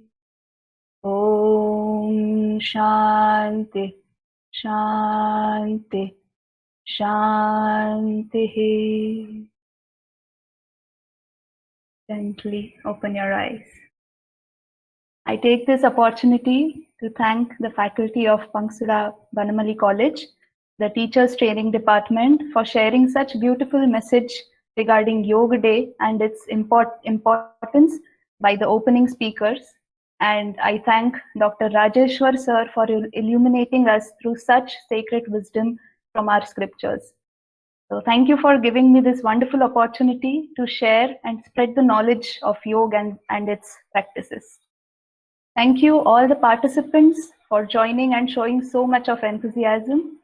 I express my gratitude to my masters, guides, well-wishers, and family for guiding me. I also thank the technology which has connected us all here today. So one of the best things I have encountered all through this pandemic and lockdown diaries, which has kept me sane, helped me evolve and keep progressing, is undoubtedly the knowledge and wisdom through the practice of yoga. By yoga, I not only mean yogasanas, but along with it, all other 7 limbs, which we'll discuss before we head towards the meditation technique. Yoga is everywhere, all around us, but we fail to realize it because of our ignorance. It's not only to be celebrated today on the occasion of International Day of Yoga, but it should be a routine, and its wisdom should become the way you live your life. Considering the changing world and now the pandemic situation, it has really been stressful for most of us here today. Yoga is becoming more relevant, and efforts should be made to spread its knowledge for everyone's holistic development and peace. It's really wonderful to see so many lucky participants today, including me. And I again congratulate for the efforts taken by Panskura Banamali College and team to spread the awareness of yoga. My attempt here is to simplify the explanation of what meditation is, followed by a short practice. I hope it will be a fruitful session for all of us. So nowadays, we hear a lot about meditation and its benefits, and it's true in a way, but we fail to understand what meditation is. People very lightly and in a funny way ask someone who is angry or stressed out to go and meditate. If someone takes this advice seriously, then just go and ask them if they were able to meditate. Simply closing the eyes and sitting in one place doesn't lead one towards meditation. If it were so, then we would have been a pro in stress management, and some might have been enlightened by now, isn't it? There would have been so much of harmony in the society if this were the case. So let's understand what meditation is and why to practice it. Patanjali ji, he is the composer of Patanjali Yoga Sutras, which is the oldest known text on the subject of yoga. He describes yoga as yogas chitta vritti nirodha tata drashtasvarupe vasthanam. Already addressed by Rajeshwar ji. Patanjali ji defines the word yoga as a practical method or means through which all the functional modifications of chitta, to simplify this, you can consider the thoughts that arise, are brought to complete cessation or stoppage. Now let's understand this by an example. So consider a water tank, okay, and imagine that you want to see the bottom of the tank filled with water, but it has a layer of leaves, insects, and other impurities in it. So will you be able to see the bottom clearly? Obviously no. Once you clean it, will you be still able to see it clearly? There will be still some movement because of the climatic factors like rain or air, which will create waves or ripples. Therefore, you will be able to see a distorted version of the bottom. One can only witness the bottom if the tank and the surrounding is completely made to stand still. Similar is the nature of our chitta. Chitta is made up of mind, intellect, and ego. Ego here means identity. So chitta has many impurities which needs to be cleansed to witness our true self, our real self. The impurities are described as vrittis and kleshas. For example, ignorance, imagination, memory, even sleep, attachment, the ego, fear, or antipathy are specified in Patanjali Yoga Sutra. So all this needs to be dealt with prior and transcend the same to progress towards the meditative state. I don't know how many of you here are practitioners or have tried some time but were unable to sit, or maybe some of you are completely new to this. So friends, let me tell you that meditation cannot be taught. One can only help you with the techniques and tools that can help you cleanse the impurities of chitta. And once you progress in doing so, meditation or dhyana will then happen to you. So just like when you sincerely and dedicatedly put efforts in studying and understanding your subject as taught by your mentors, then you can easily pass the exam or make someone else understand in a very beautiful way. Because while appearing for the exam, whatever you have studied and understood comes to you very instantly. You need not open the book again. You are independent and the process also feels smooth. But here comes the exception. If you haven't put sincere efforts, then what happens? Then you end up in trouble, stress, anxiety, and start looking for the answers from your friends, or then comes the need to open the book, which is a dependency. Nowadays, everything has become online, so there's no system of invigilation. But all you can do is be honest to yourself. And if you do so, then you will be at peace with whatever the results are. So this is a broad example you can relate to as a student. I explain this to make you understand that before entering the meditative state, you need to put sincere efforts for the purification of the impurities of your chitta, which will then help you to enter the meditation. So there are many preparatory practices described in our scriptures. I hope now you understand what meditation is and why people find it difficult to sit in silence. It is because of the impurities, and we have to work on these impurities through some techniques. Meditation is also known as dhyana in Sanskrit. The importance of dhyana is mentioned in all the Indian scriptures, which we have different theories, techniques, and tools. So all these techniques and tools lead to nothing but samadhi. So what are the preparatory steps mentioned to lead towards dhyana and samadhi? So I will explain this very briefly by what Maharshi Patanjali describes it as. It's yama, niyama, asana, pranayama, pratyahara, dharana, dhyana, samadhyo, ashtanga vangini. So he prescribes the practice of ashtanga yoga for the beginners like us. The limbs of the eightfold path, which are yama. So yama, what is yama? Yama is respect for others. It quotes the ethical and moral codes of conduct. Niyama is respect for yourself, the code of conduct for yourself. Asana is the body posture, which you nowadays see everywhere, but it's the harmony with your own body. So pranayama is the breath control, which is the harmony with the vital energy that runs throughout. Pratyahara is the withdrawal of the senses within. That is the harmony with the emotions.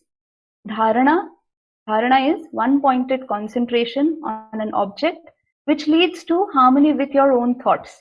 And after practicing these, then comes meditation.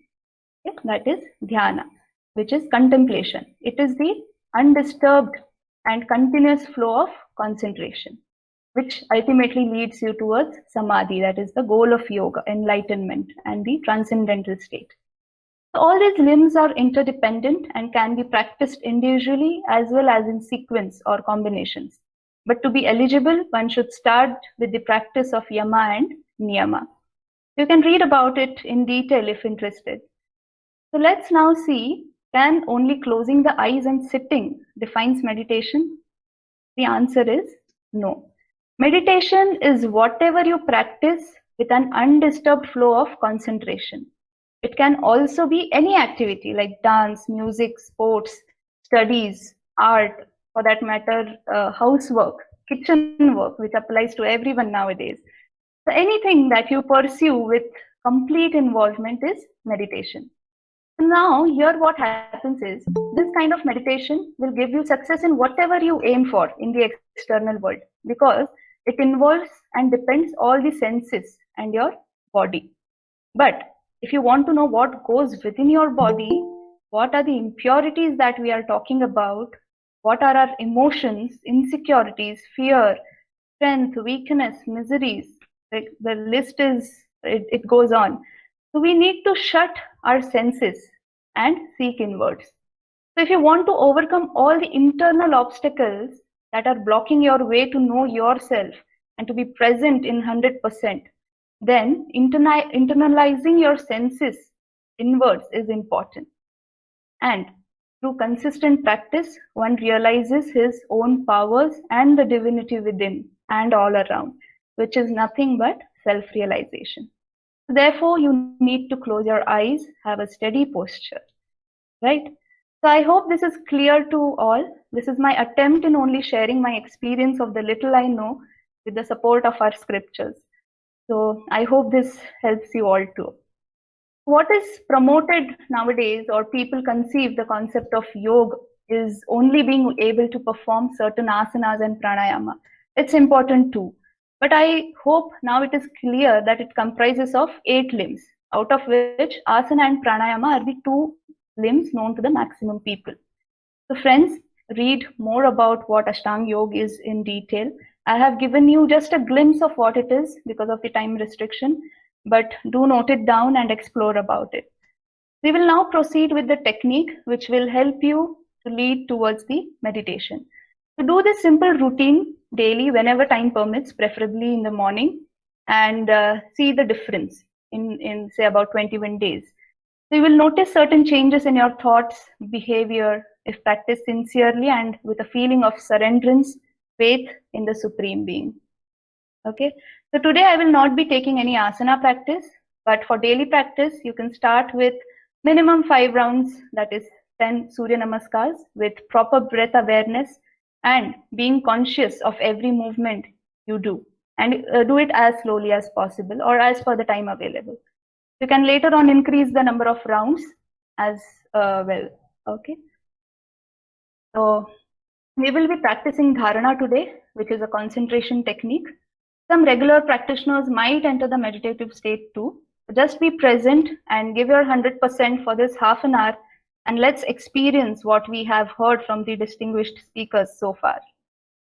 Okay, so let's begin. Just observe your thoughts before starting the practice and post the practice is over. So I request you all to please keep your cameras on for some nice energy exchange and interaction, so that I can also witness you. I'm waiting. I need to see some live screen.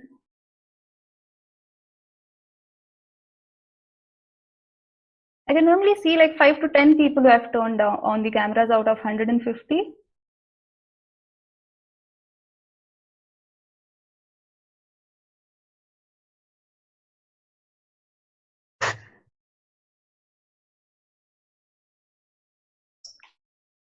Okay, slowly the beautiful faces are coming up. Nice to see you all. Okay, so I will only go for some simple stretch instead of Surya Namaskars, which will help us to increase the blood circulation. Okay, so begin with stretching yourself. Simple stretches, not very difficult. You can either sit or stand. It's your comfort. Just join your hands and slowly raise it above your head. See to it that your arms are in line with your ears. Okay, not forward or behind, in line with your ears. Now stretch yourself up. Imagine if someone is pulling you up. Stretch, stretch. Keep breathing and relax. Don't release your hands. Now in the same posture, slowly bend towards your right. Don't lead front or backward. Bend laterally. Okay? Stretch. Feel the stretch in your entire left hand, your torso, your waist. And come in center. Now slowly bend to your left and stretch. Observe the stretches felt in the body. And come back in center. Don't release the hand. Okay, now very slowly, keeping your abdominal core tight. Twist to your right and breathe. Keep twisting. Now observe the stretch in your spine and come in center. Now twist to your left.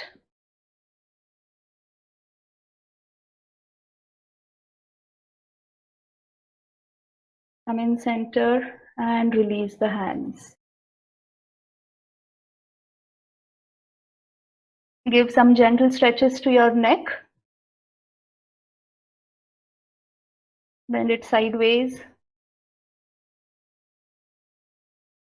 up and down.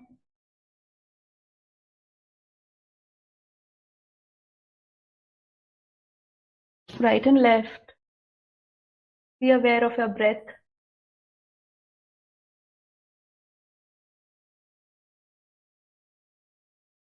And relax. Okay. Now sit in any comfortable position. Try to keep your cameras on. I'm watching you all. Sit in any comfortable position and gently close your eyes. Relax all your facial muscles and eyes completely. Placing your palms on your knees, palm facing towards the sky. Have a pleasant smile on your face. Just relax. Don't practice it very seriously, but just be sincere. Do not open your eyes unless instructed. Now we will be practicing some deep breathing along with my counts. So breathe in, 2, 3, 4. Breathe out, 2, 3, 4. Breathe in, 2, 3, 4. Breathe out, 2, 3, 4. Now place your right hand on your abdomen and observe the abdominal movement as you breathe in. Breathe in, 2, 3, 4. And breathe out, 2, 3, 4. Breathe in, 2, 3, 4. Breathe out, 2, 3, 4. Now bring your attention to the movement of your chest region. Move your right hand on your chest. Breathe in, 2, 3, 4. Breathe out, 2, 3, 4. Breathe in, 2, 3, 4. Breathe out, 2, 3, 4. Now bring your attention to your collarbone and upper back. Move your right hand towards the collarbone located under your neck and shoulders. Breathe in, 2, 3, 4. Breathe out, 2, 3, 4. Breathe in, 2, 3, 4. Breathe out, 2, 3, 4. Place your right hand on the abdomen and left hand on the chest. And observe the transition of the movement starting from your abdomen to your chest, to your collarbone and upper back. Breathe in, 2, 3, 4. Breathe out, 2, 3, 4. Continue with your own. Observe the movement which transitions from your abdomen to your chest, your collarbone and upper back. While you breathe out, goes down in the reverse order. Last time, breathe in, 2, 3, 4. Breathe out, 2, 3, 4. You can rest your hands on your thighs. Keep observing the breath and let the breathing be normal now. Let it happen on its own. Do not force.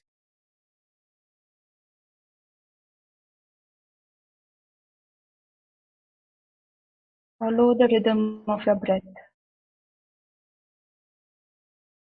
Now listen to the chant of Om once and then repeat along with me a few times. The sound of Akara should be for 3 seconds, followed by Ukara and Makara.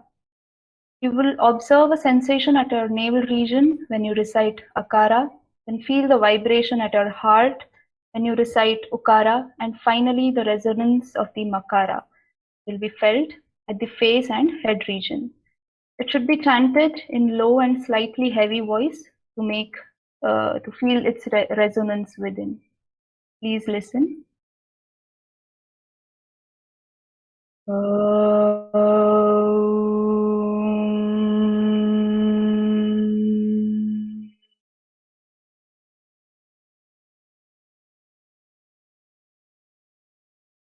Chant with me. Inhale.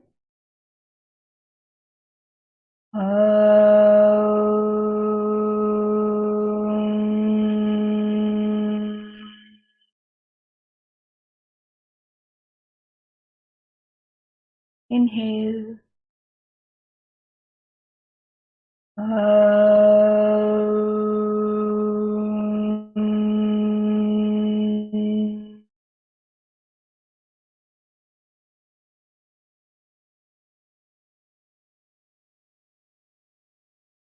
Inhale.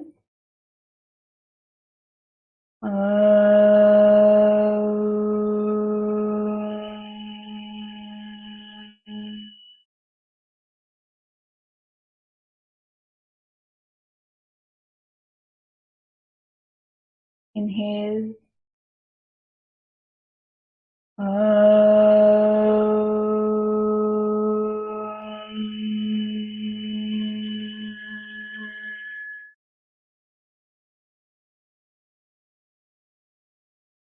And last time, inhale.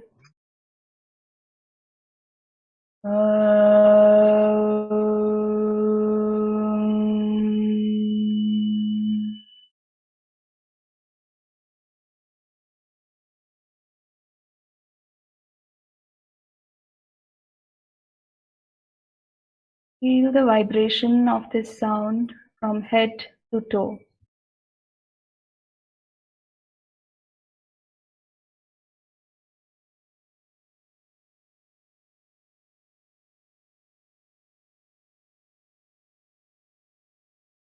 Starting from your toes,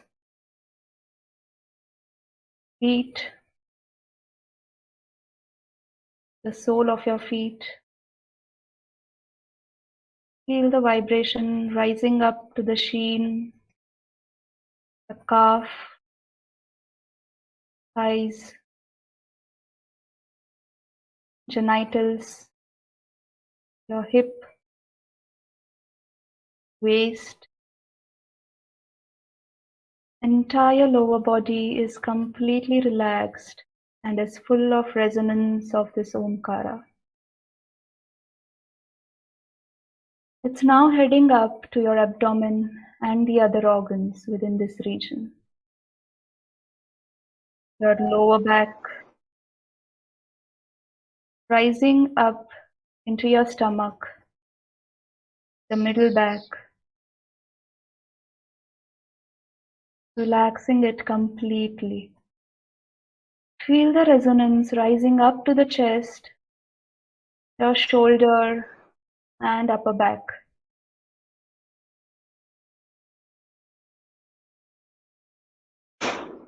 Your entire middle body is completely relaxed. and full of resonance of the sound of Omkara.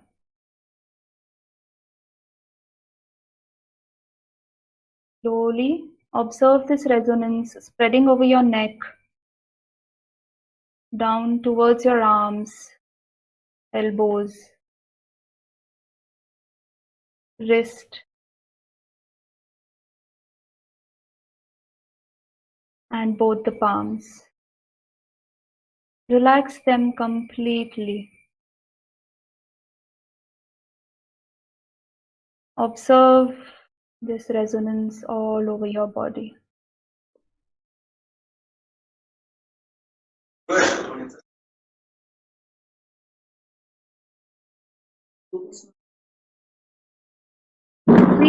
Please mute yourself.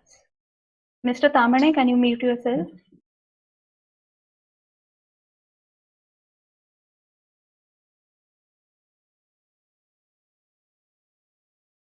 Keep your eyes closed. Observe the resonance spreading all across your body, from head to toe. Just be present to it, to the sensations within and on your body.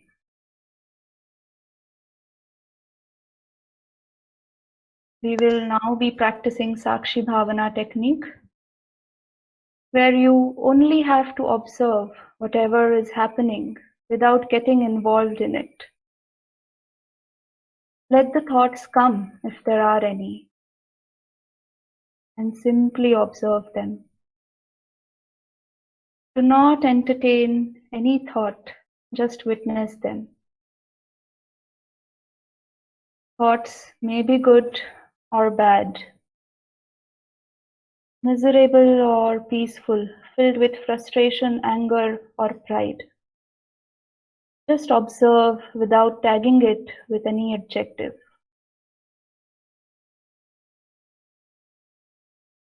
These are only the thoughts, and they have nothing to do with the present moment. Let them come and go. Just be with your breath and feel the freedom as these thoughts slowly diminish.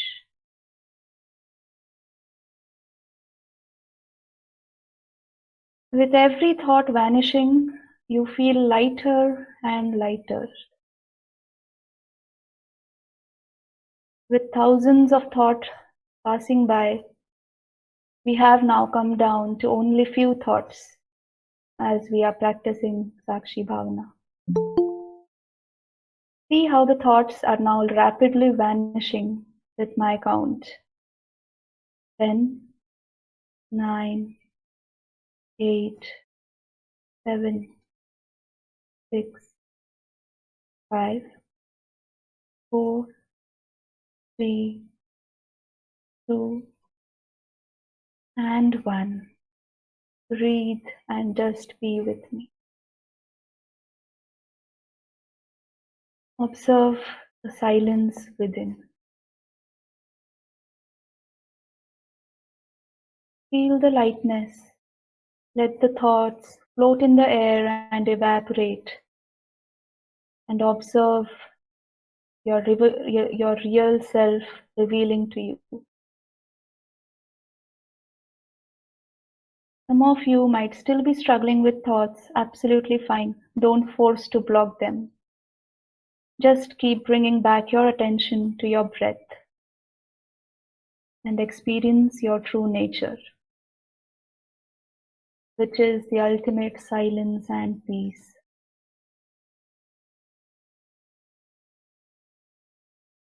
Keep your eyes closed and relax. Relax your facial muscles and just witness the inner world with a beautiful smile on your face.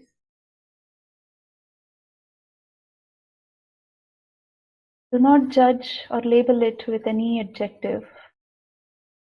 Just witness and progress towards the true self. Peel off every layer of obstacle that is not letting you go deeper to know your real nature. See how with every breath, every obstacle is shredding its layer off one by one.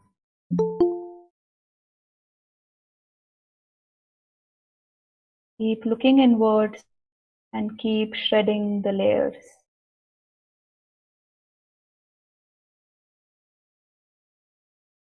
It can be a comfortable or an uncomfortable place to be in, but don't give up until you reach the silence. As this is the only real nature of universe and every being in it. Rest all the thoughts, situations come and go, nothing stays constant except your breath and the silence. When our thoughts come to rest after shredding off all the layers of obstacle, then shines the silence within and around. Contemplate and experience this silence in and around you.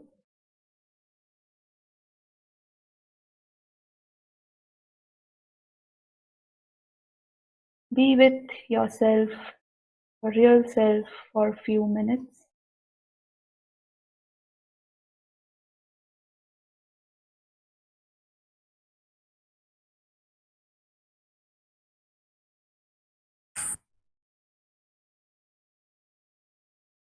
Be thankful to yourself, the God, Guru, parents, ancestors, or the person you admire for being there to guide you and bless you today and forever. Thank, forgive, and spread love to each and everyone who is a part of your existence. With this feeling of gratitude, positive energy, forgiveness, and compassion, very slowly come back to your body. Slowly bring back your awareness, your breath, your body. Feel the carpet or chair you're sitting on. Feel the space around you.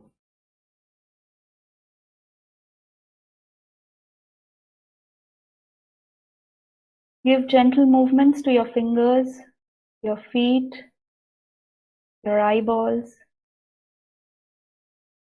And with this experience of silence within, gently let your eyes open. Take your time.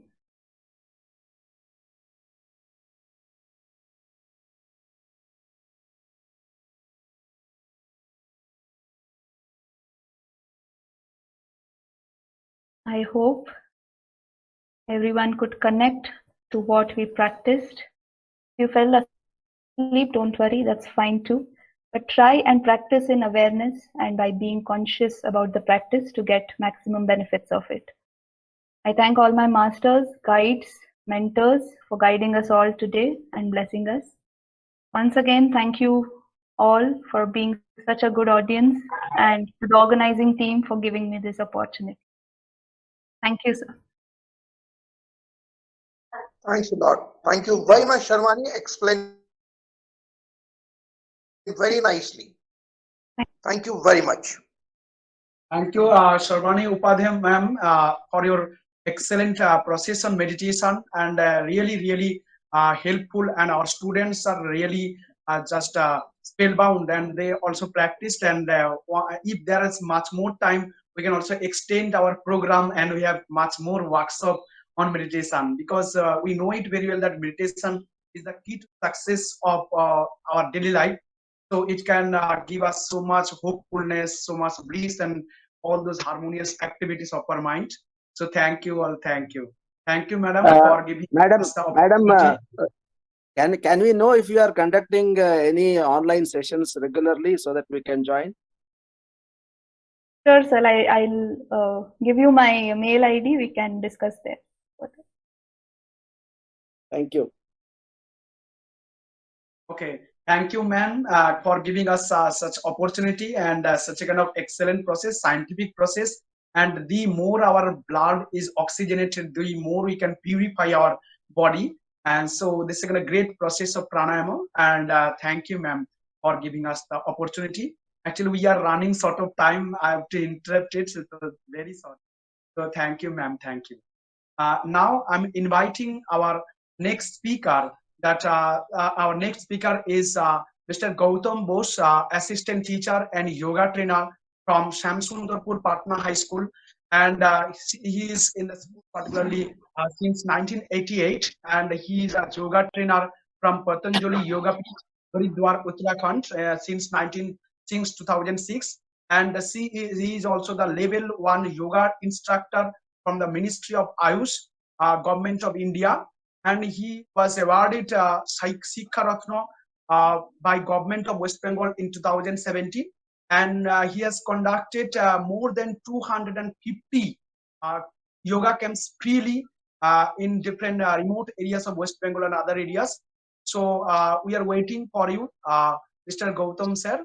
So Mr. Gautam sir, please start your lecture.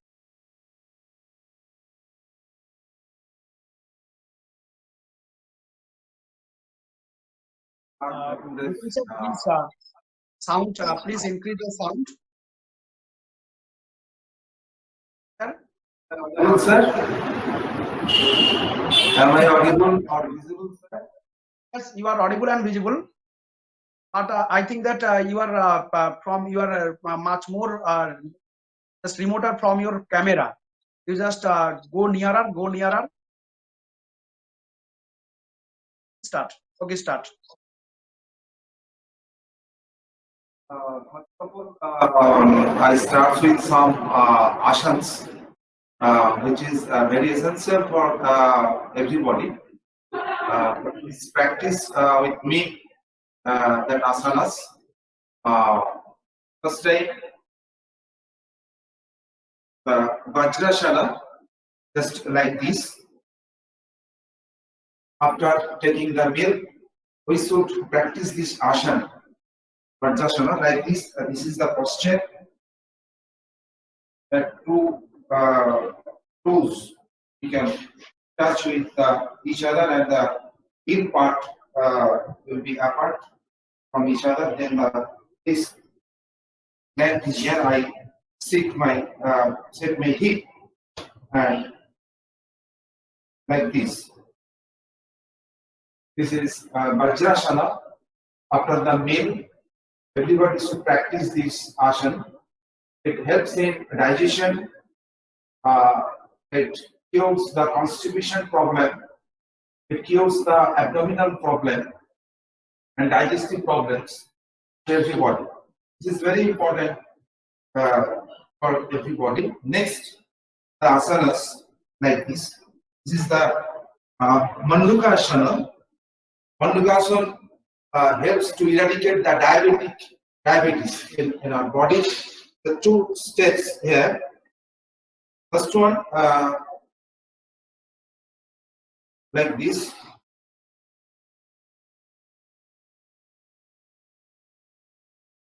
Gautam sir, please come closer to the camera.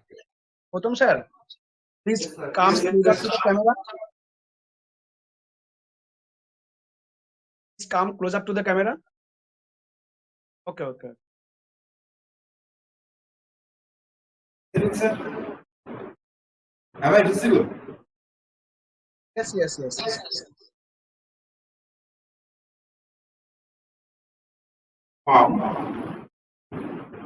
And set your hand in this posture. Then take a deep breath in. That means like this. Then breathe out fully. Then contract your abdomen. Set your hand. Then bend your body in front side. The chest touches your knees. Like this. This wings, these elbows remain free. Like this.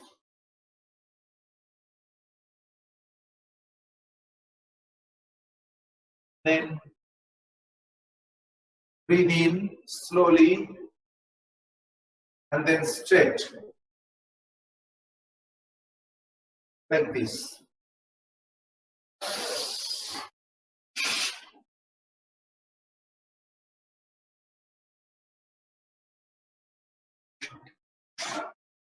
push your belly inside and then set your hands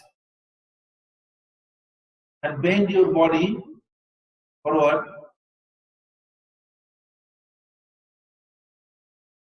and look forward. After some times, a few seconds, then breathe in and then straight.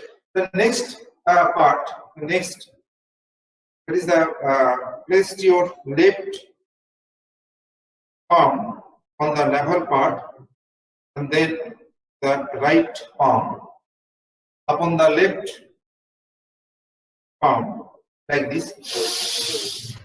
Breathe in, then pull breathe out.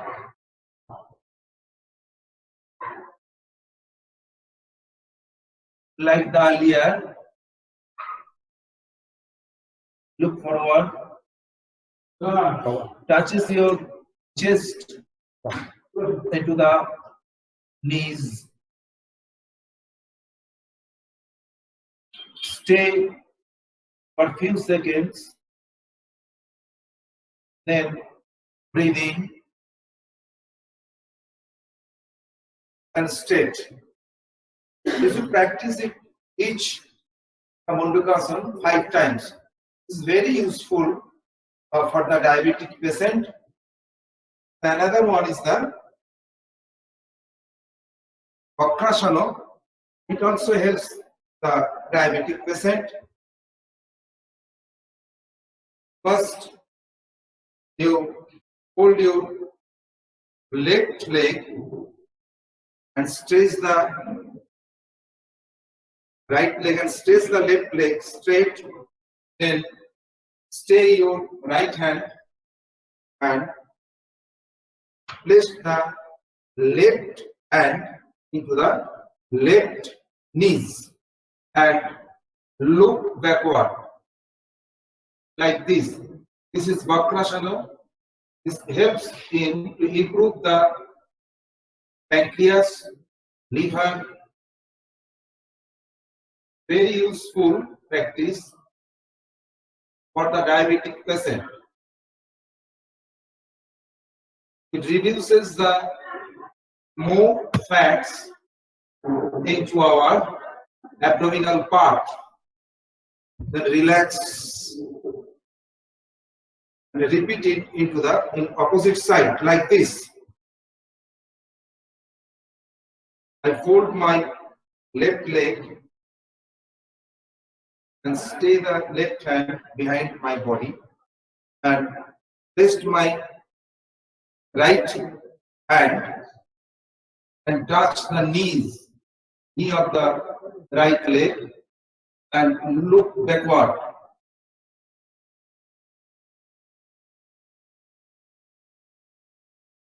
Hold your breath for a few seconds, then breathe out, in relax mode. This is Dandasana. Okay?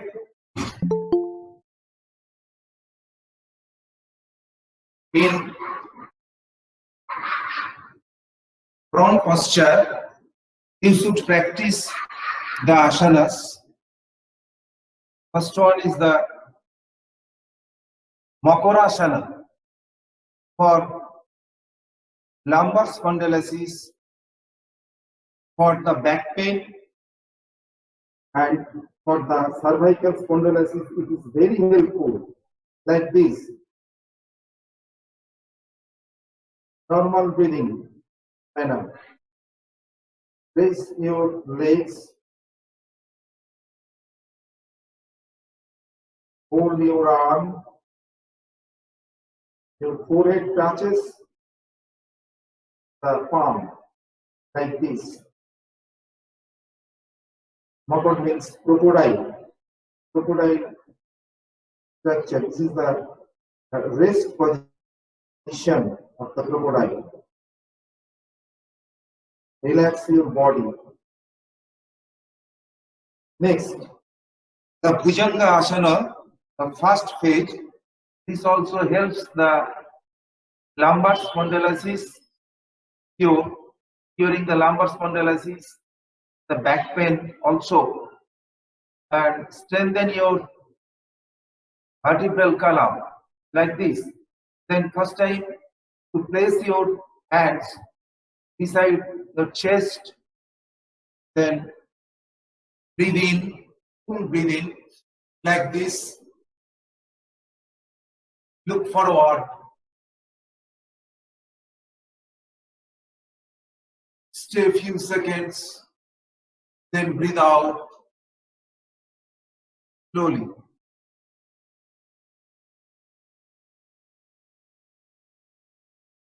The next pose of the Bhujanga Asana, just place the left palm below your chest and right palm, place your right palm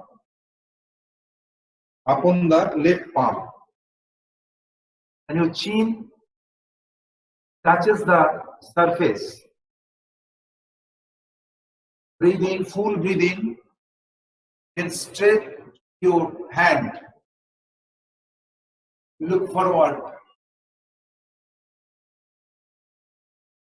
You should up your upper part up to the level position. Stay for a few seconds, then breathe out slowly and touches your chin to the surface. Each practice, you should practice each posture 5 to 6 times. Helps in to cure the back pain. Next, the Salvation. First you practice in single leg. Breathe in, then breathe out. Breathe in, then breathe out. Those who are suffering in back pain or slip disc, they should not raise the both legs like this. They should practice in one leg. Breathe in, stay for a few seconds, then breathe out slowly. This is very important, everybody. This also helps and to cure the back pain or lumbar spondylosis. Next, in supine posture, this is Shetubandha Asana. This is very important, like this. Hold your legs, then touch both the heels with your hands, and then breathe in to raise your belly and chest upward, like this. This is Setubandha Asana. It also strengthens your back muscle, your neck muscle, your waist posture, your thighs. It cures your back pain, your lumbar spondylosis. This is very important. Then breathe out and in a relaxed mode. This is Setubandha Asana. We should practice it 2 to 3 times.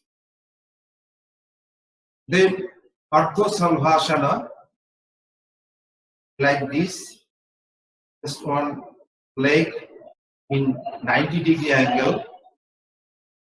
Breathe out, breathe in, breathe out, breathe in, breathe out, breathe in, breathe out. Then together the 2 legs like this. Breathe in, breathe out. Breathe in, breathe out. Okay? Then Sarvanga Asana, this is very important. Like this.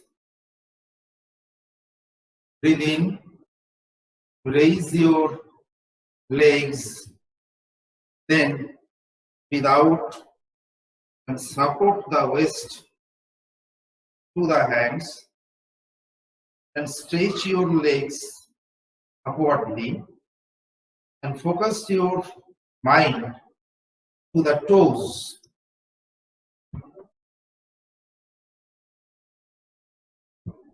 You stay for a few seconds.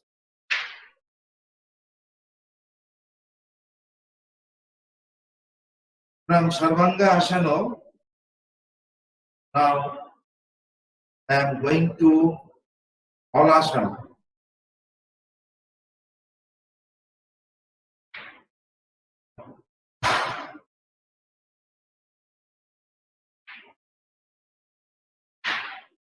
Wait a few seconds, then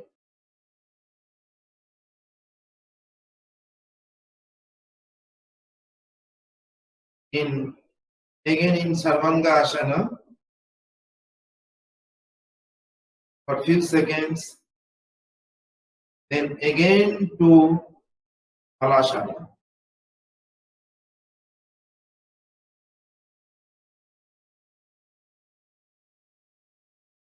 Don't fold your knees. Next, in relaxed position,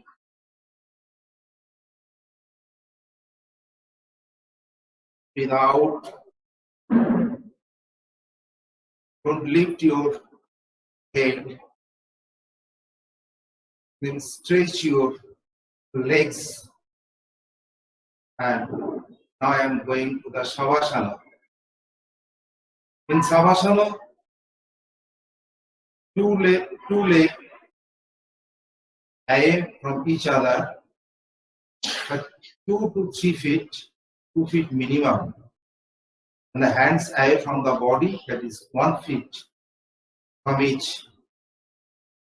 Close your eyes. Breathe through the nostrils only.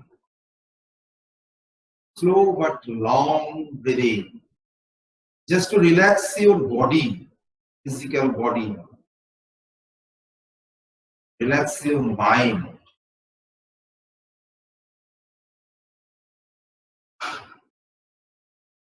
After a few seconds, now you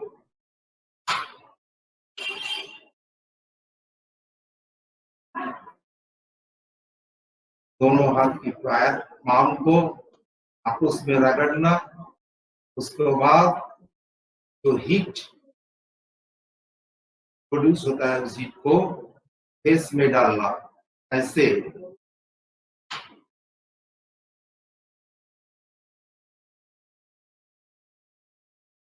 then into left side, then sit up. Next, I am going to practice some pranayama for everyday life. Pranayama comes from the two words, it's a pran and ayama. Pran means the air, and ayama means control. How to control the air in our body, that is pranayama. Asanas makes you strong, makes your muscles strong. The pranayama makes your internal organs strong. This is very, very important language. Pranayama just release your stress, tension and tanav. we are all suffering now in stressful life. So we face so many lifestyle diseases that is very harmful to us. If we practice pranayama every day, then we relieve from this stressful life. Their endorphin hormone releases when you done the pranayama, do this pranayama. The endorphin hormone released from your pituitary glands. So first, we practice before pranayama. We need a prayer. So today this prayer I am uttering the International Yoga Day prayer. That is first time 3 times long Omkar jump like this. Long breathing. When breathe out, open my mouth and utter Omkar, Om like this. Om.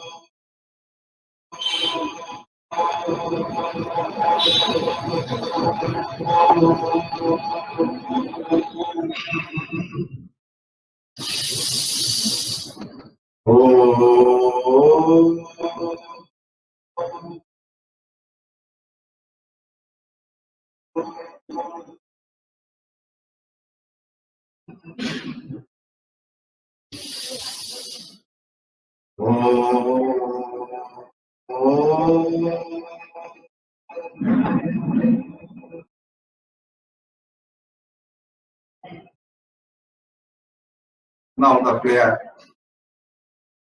Om Shang Gachadham Shang Badadham Sango Manam Stijaratam Deva Bhagam Yatha Purve Shanjanana Upashate Shanjanana Upashate Shanjanana Upashate. The first pranayama is Bhastrika pranayama.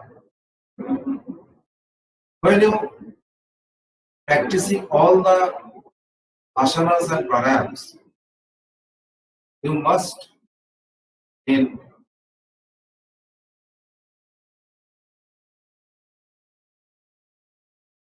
open after taking some sort of lukewarm water in the morning, then go to the toilet, rest, and sit on a mat, and then start your kriyas.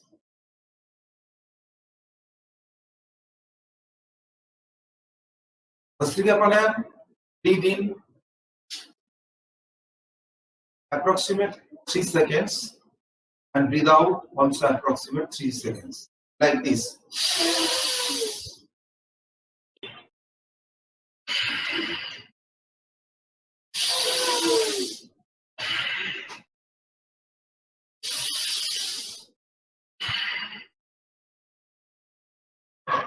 This is very important. When you breathe in, your thoracic cage expand. In your frontal page, when you breathe out, the thoracic cage become normal. Like this.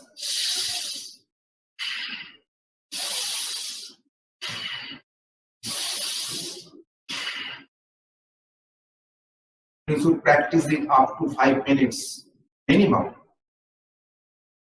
It releases your stress, tension. It cures the epilepsy. It cures the mental stress. It cures bronchitis, asthma. This is very important pranayama. When you breathe in, your lungs become full of air, oxygenated air. It expands maximum. The air capacity of your lung is maximum.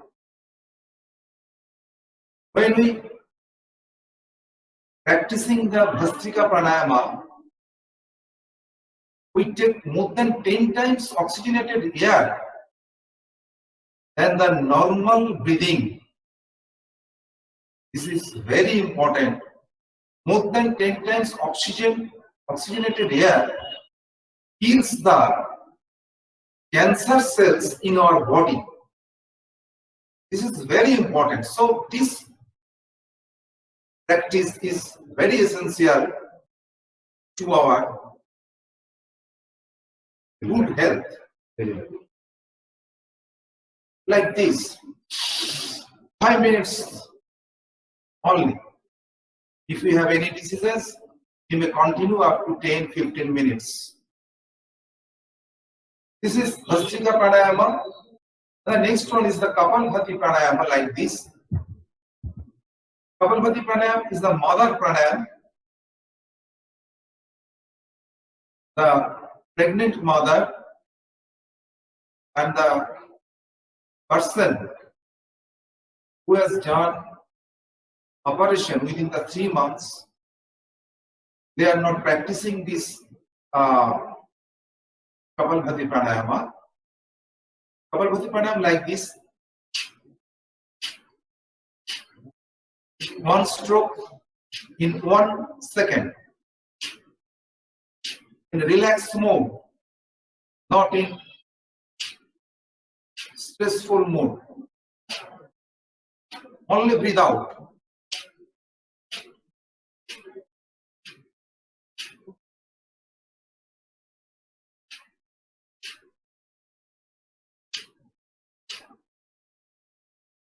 The mother pranayama, Kapalbhati Pranayama, cures the acidity, hyperacidity. It cures your prostate problem. It cures the diabetic problem. When you're doing this practice, we have the pancreas, a very good and a very important organ of our body, of our digestive system. Pancreas has some sort of cells like the beta cells, which produces the insulin hormone. When you're doing this practice,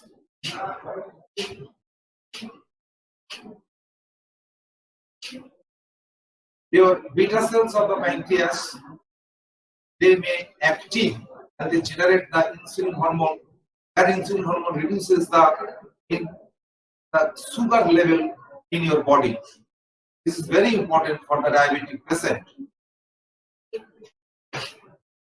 It may cure the fistula.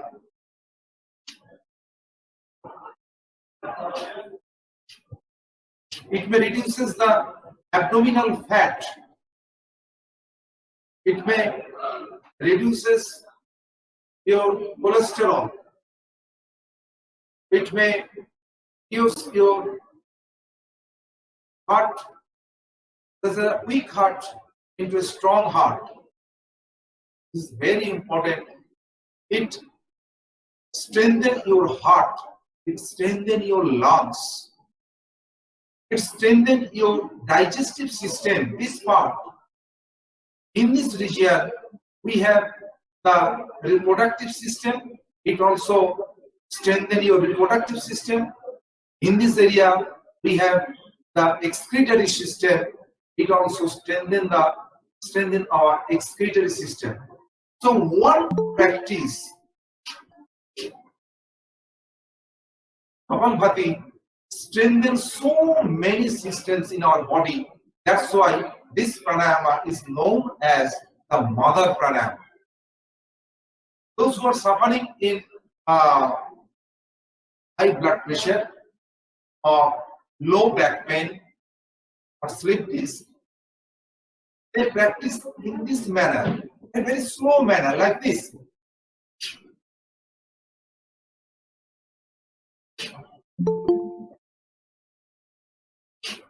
Like this. Normally, they should practice it in 1 minute 60 strokes. In the other cases, in 1 minute, there are 30 strokes, 30 to 40 strokes. Just follow it. This is very important. Next, there is the Vajra Pranayama. Vajra Pranayama helps you to cure the prostate problem of the males. If the females have any problem of their reproductive system, like the ovarian cyst, like the uterine cyst, that should be reduced through this pranayama, Vajra Pranayama. There are the 3 bonds. First one is the Muladhara band. That means contraction your anus. Then the Uddiyans, to lift up your abdomen to the upward. Then the Jalandhar, touch your chin into the chin in your chest. 3 bonds, collectively known as the Mahabandh. Look the process. First, breathe in deeply. Then breathe out fully. Then once, like this, Muladhara. Then Uddiyan, and then Jalandhar one. Stay for few seconds.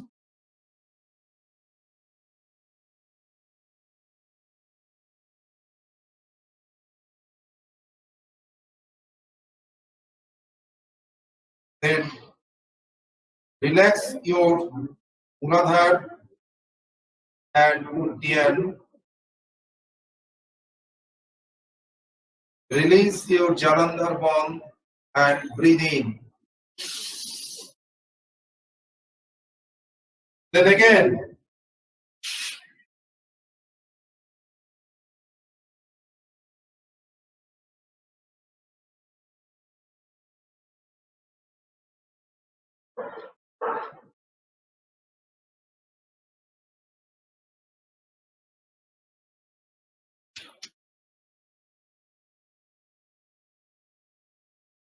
it cures the breast tumor of the female.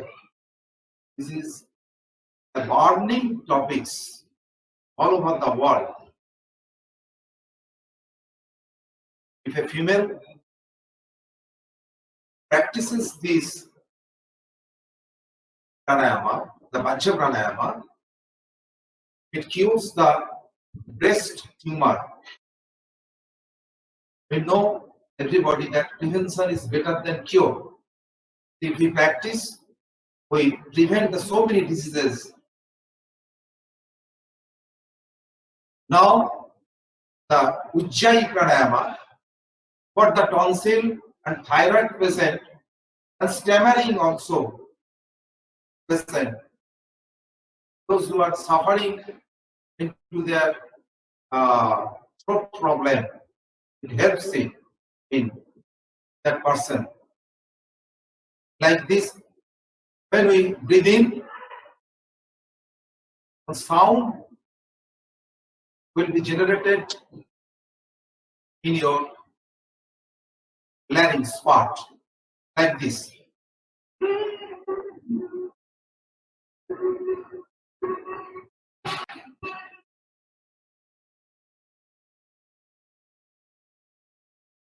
breathe in, to stay with Jalandhar Bandh for few seconds, then close the right nostrils with the right thumb, then relax the Jalandhar Bandh and breathe out slowly. Those who are suffering in high pressure,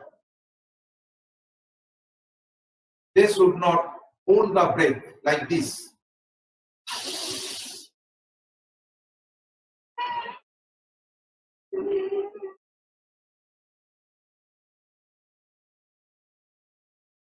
They should practice in this manner. They should not hold the breath. 3 to 4 times they should practice the Ujjayi Pranayama.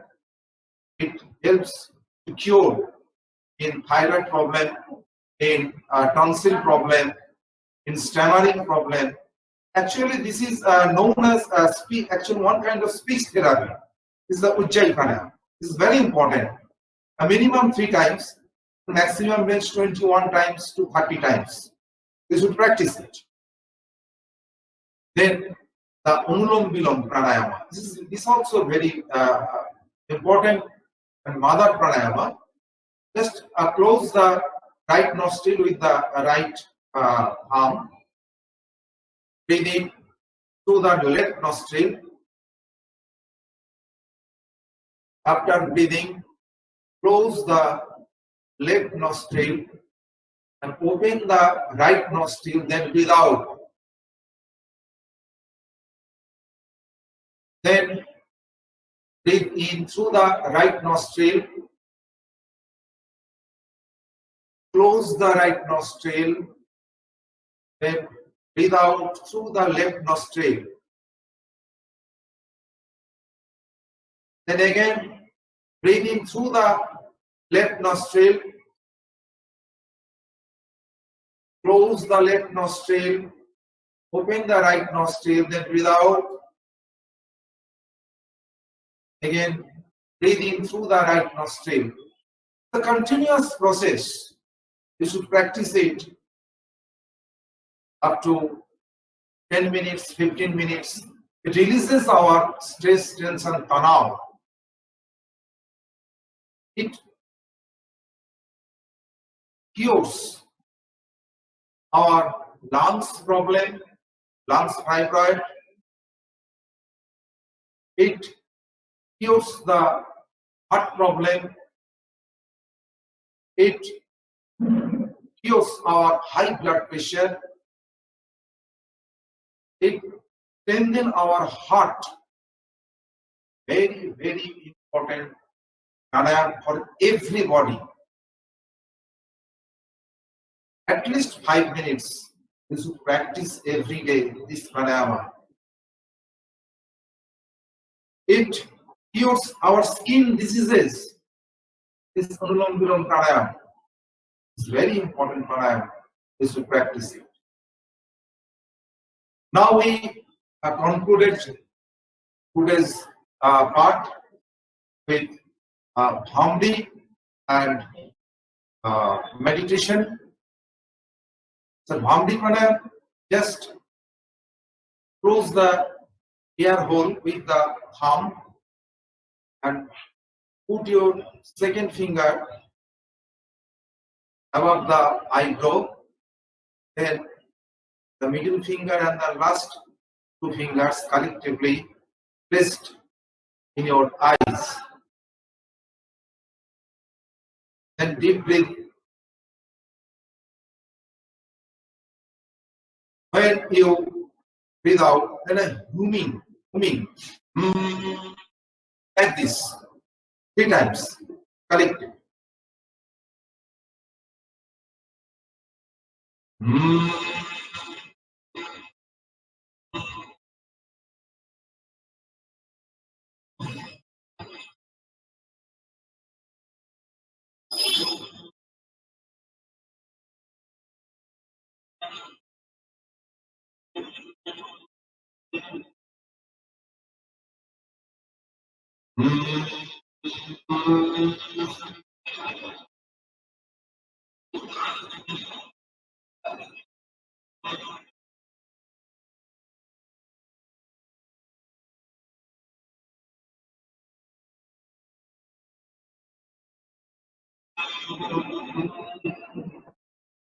as long as possible.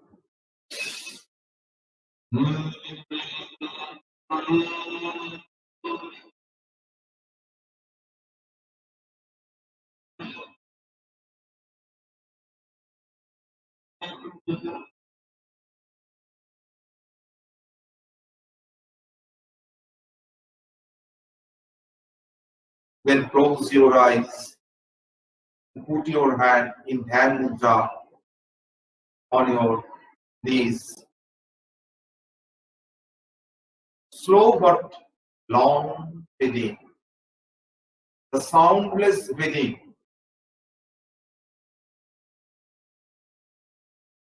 There are no sound in your breathing.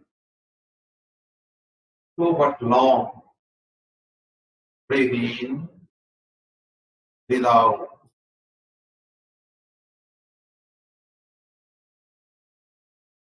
Breathe in, breathe out. You feel more light.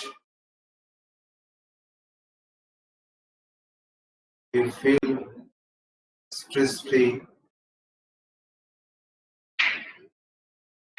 Talking with the God, self-talking with God. Hey Prabhu, আমি কে? আমি কোথা থেকে এসেছি? আমি কোথায় যাব? আমার কি কর্তব্য? এইসব প্রশ্ন, this type of questions arise in your mind and try to answers from your God.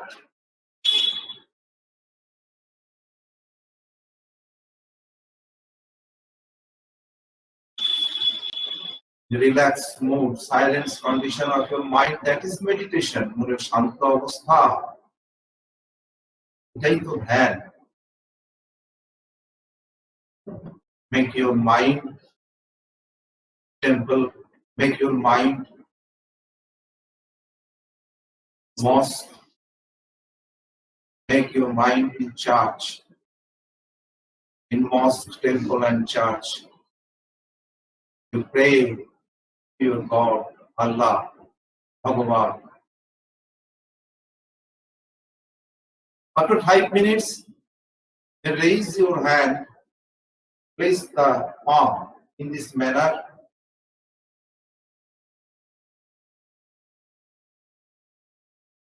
Generate the heat. Then place your palm into your eyes.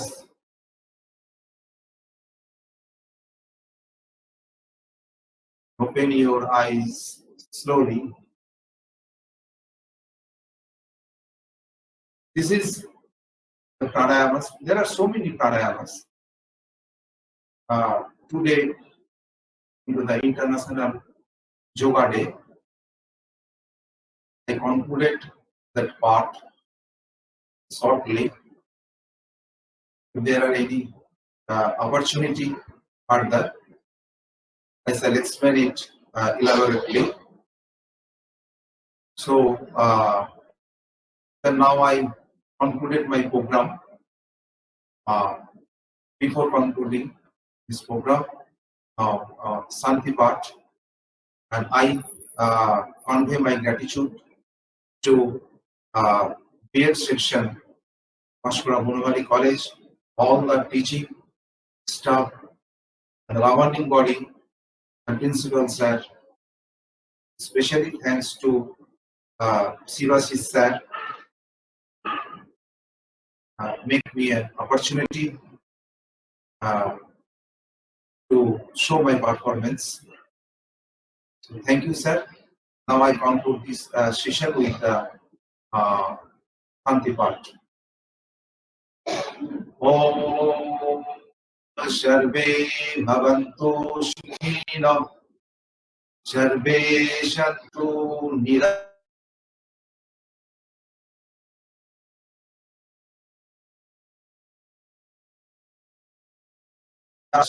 Dukho Bhak Bhave.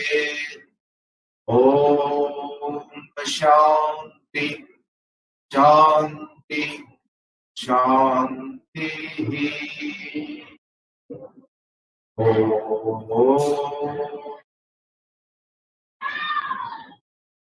Thank you, sir.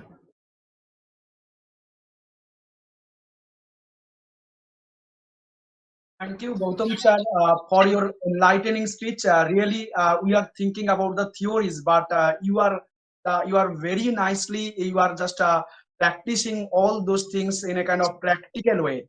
Actually, in this modern life, we are so much boxed up and we are so much busy life that we have no time to stand and stare to do all those things. But I think that these are the things through which we can just activate our body and activate, enlighten our mind, and also we must get the spirit and energy from your ideas. And really, you are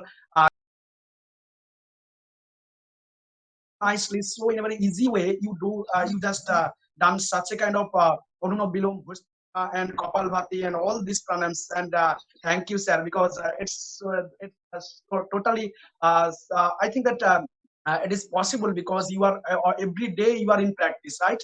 So you are in practice, and we are very pleased and we are very thankful. And actually, you have already performed more than 250 yoga seminars and webinars to your credit, and more than that. So you are a gifted man. You are a gifted yoga teacher. Really, we are very thankful to you, all of you. And we are at the fag end of our program. And actually, in today's condition, Patanjali's Yoga Sutra and our Rajeshwar sir have already just given some of the ideas that there are so many other yoga techniques are there. So that understanding yoga philosophy and self-realization. So our particularly the topic of our program is successful for you all.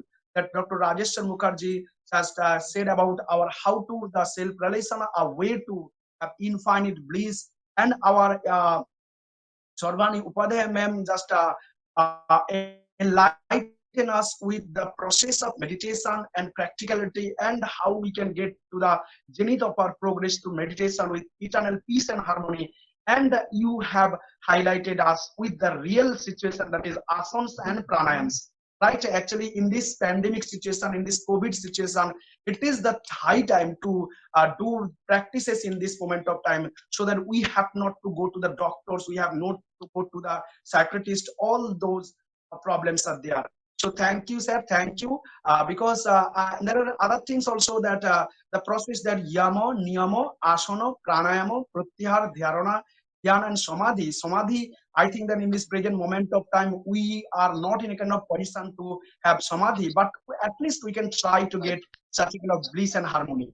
And that we have in our mind that Muladhar, Sadhistan, Anahato, Visuddhi, Agga, and Sastradhar. So in this particular area, we have a kind of lotus flower, which is particularly the opposite direction. And if we can activate our medulla oblongata with the Tratok, then I think that our particular lotus flower will be blossomed, and we can get the return Sorovar in our mind, right? So today we are really enlightened by such practical ideas of such position. So thank you all. So thank you. And now it is the time to just keep, as you can see about that is vote of thanks. So I'm inviting our Rajashri madam. So Rajashri madam to give the vote of thanks. May I request our Rajashri ma'am? We have now reached at the climax stage of this one-day national webinar on understanding yoga philosophy and self-realization. recent approaches and techniques. First of all, I would like to thank to our Honorable Principal Chair, Dr. Nandan Bhattacharya. This webinar would not have been possible without his encouragement and cooperation. Secondly, I would like to thank to our IQAC coordinator, Dr. Nirmal Das. Sir has fully cooperated with us to make this event a success from the very beginning. I would also like to thank Dr. Tuhin Kumar Kaur, head of our department and member secretary of Academic Council, for his unwavering hearty cooperation. I want to give my heartiest thank Dr. Nirmal Kumar Mohapatra, controller of examination, for his assistance. I would like to thank Dr. Batsa Ghosh for his dedicated support and cooperation. Modern lifestyle affects our health and mentally with negativity. To live a long and healthy life, we have to include physical activity, adequate food habits, and mental peace. All these have positive result which we can simply get through the practicing of yoga. Our technical session started with respected Sir Dr. Rajeshwar Mukherjee, Assistant Director of Research, Koiballa Dham, Dham, Lonavela, Pune, Maharashtra. Sir has spoken about self-realization, a journey to the adop of infinite bliss. He has told about ultimate truth and goal of self-realization in our life. He also said yoga is one of the technology to know the science of reality. Sir flooded us with his insightful speech about yoga and hope all participants will agree with me. The second speaker in our webinar was Madam Sarvani Upadhyaya, Meditation Guide, Academy of Research for Cultivation of Indian Science, Kolkata, West Bengal. Madam talks about meditation and its importance in modern lifestyle. We all know about meditation help to grow up our concentration level, thinking power, and creativity. Madam explained many meditation process. We are enriched with her thoughtful speech and hands-on experience of meditation process. Third speaker of this webinar was Mr. Gautam Bose, Assistant Teacher and Yoga Trainer, Sham Sundarpur Patna High School, Sham Sundarpur, Purba Medinipur, West Bengal. We all flourished, shared practical based and hands-on experiences. Through shared speech, we have been able to understand need and importance of yoga in our daily life to cure many diseases. Once again, on behalf of all these college, I would like to give my hearty thanks to all my respected speakers for their innovative, informative, and interactive session. Thanks to all of you. At last but not least, I would like to thank all the participants. We would never have been able to make this event a success without their cooperation.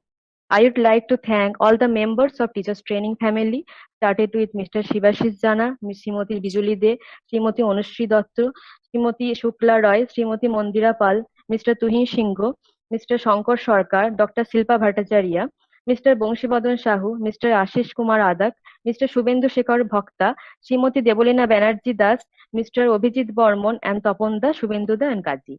Once again, thanks to all. Thank you very much.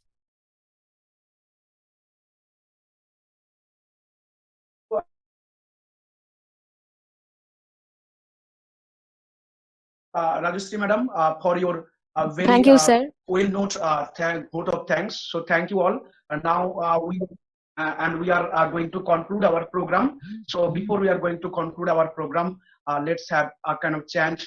Om Purnamadaha Purnamidam Purnat Purnamudachyate Purnamadayo Purnamevabhisisate. Om Antihi Antihi Antihi. Om Shanti Om Shanti. Thank you a lot. Thank you. Have a seat.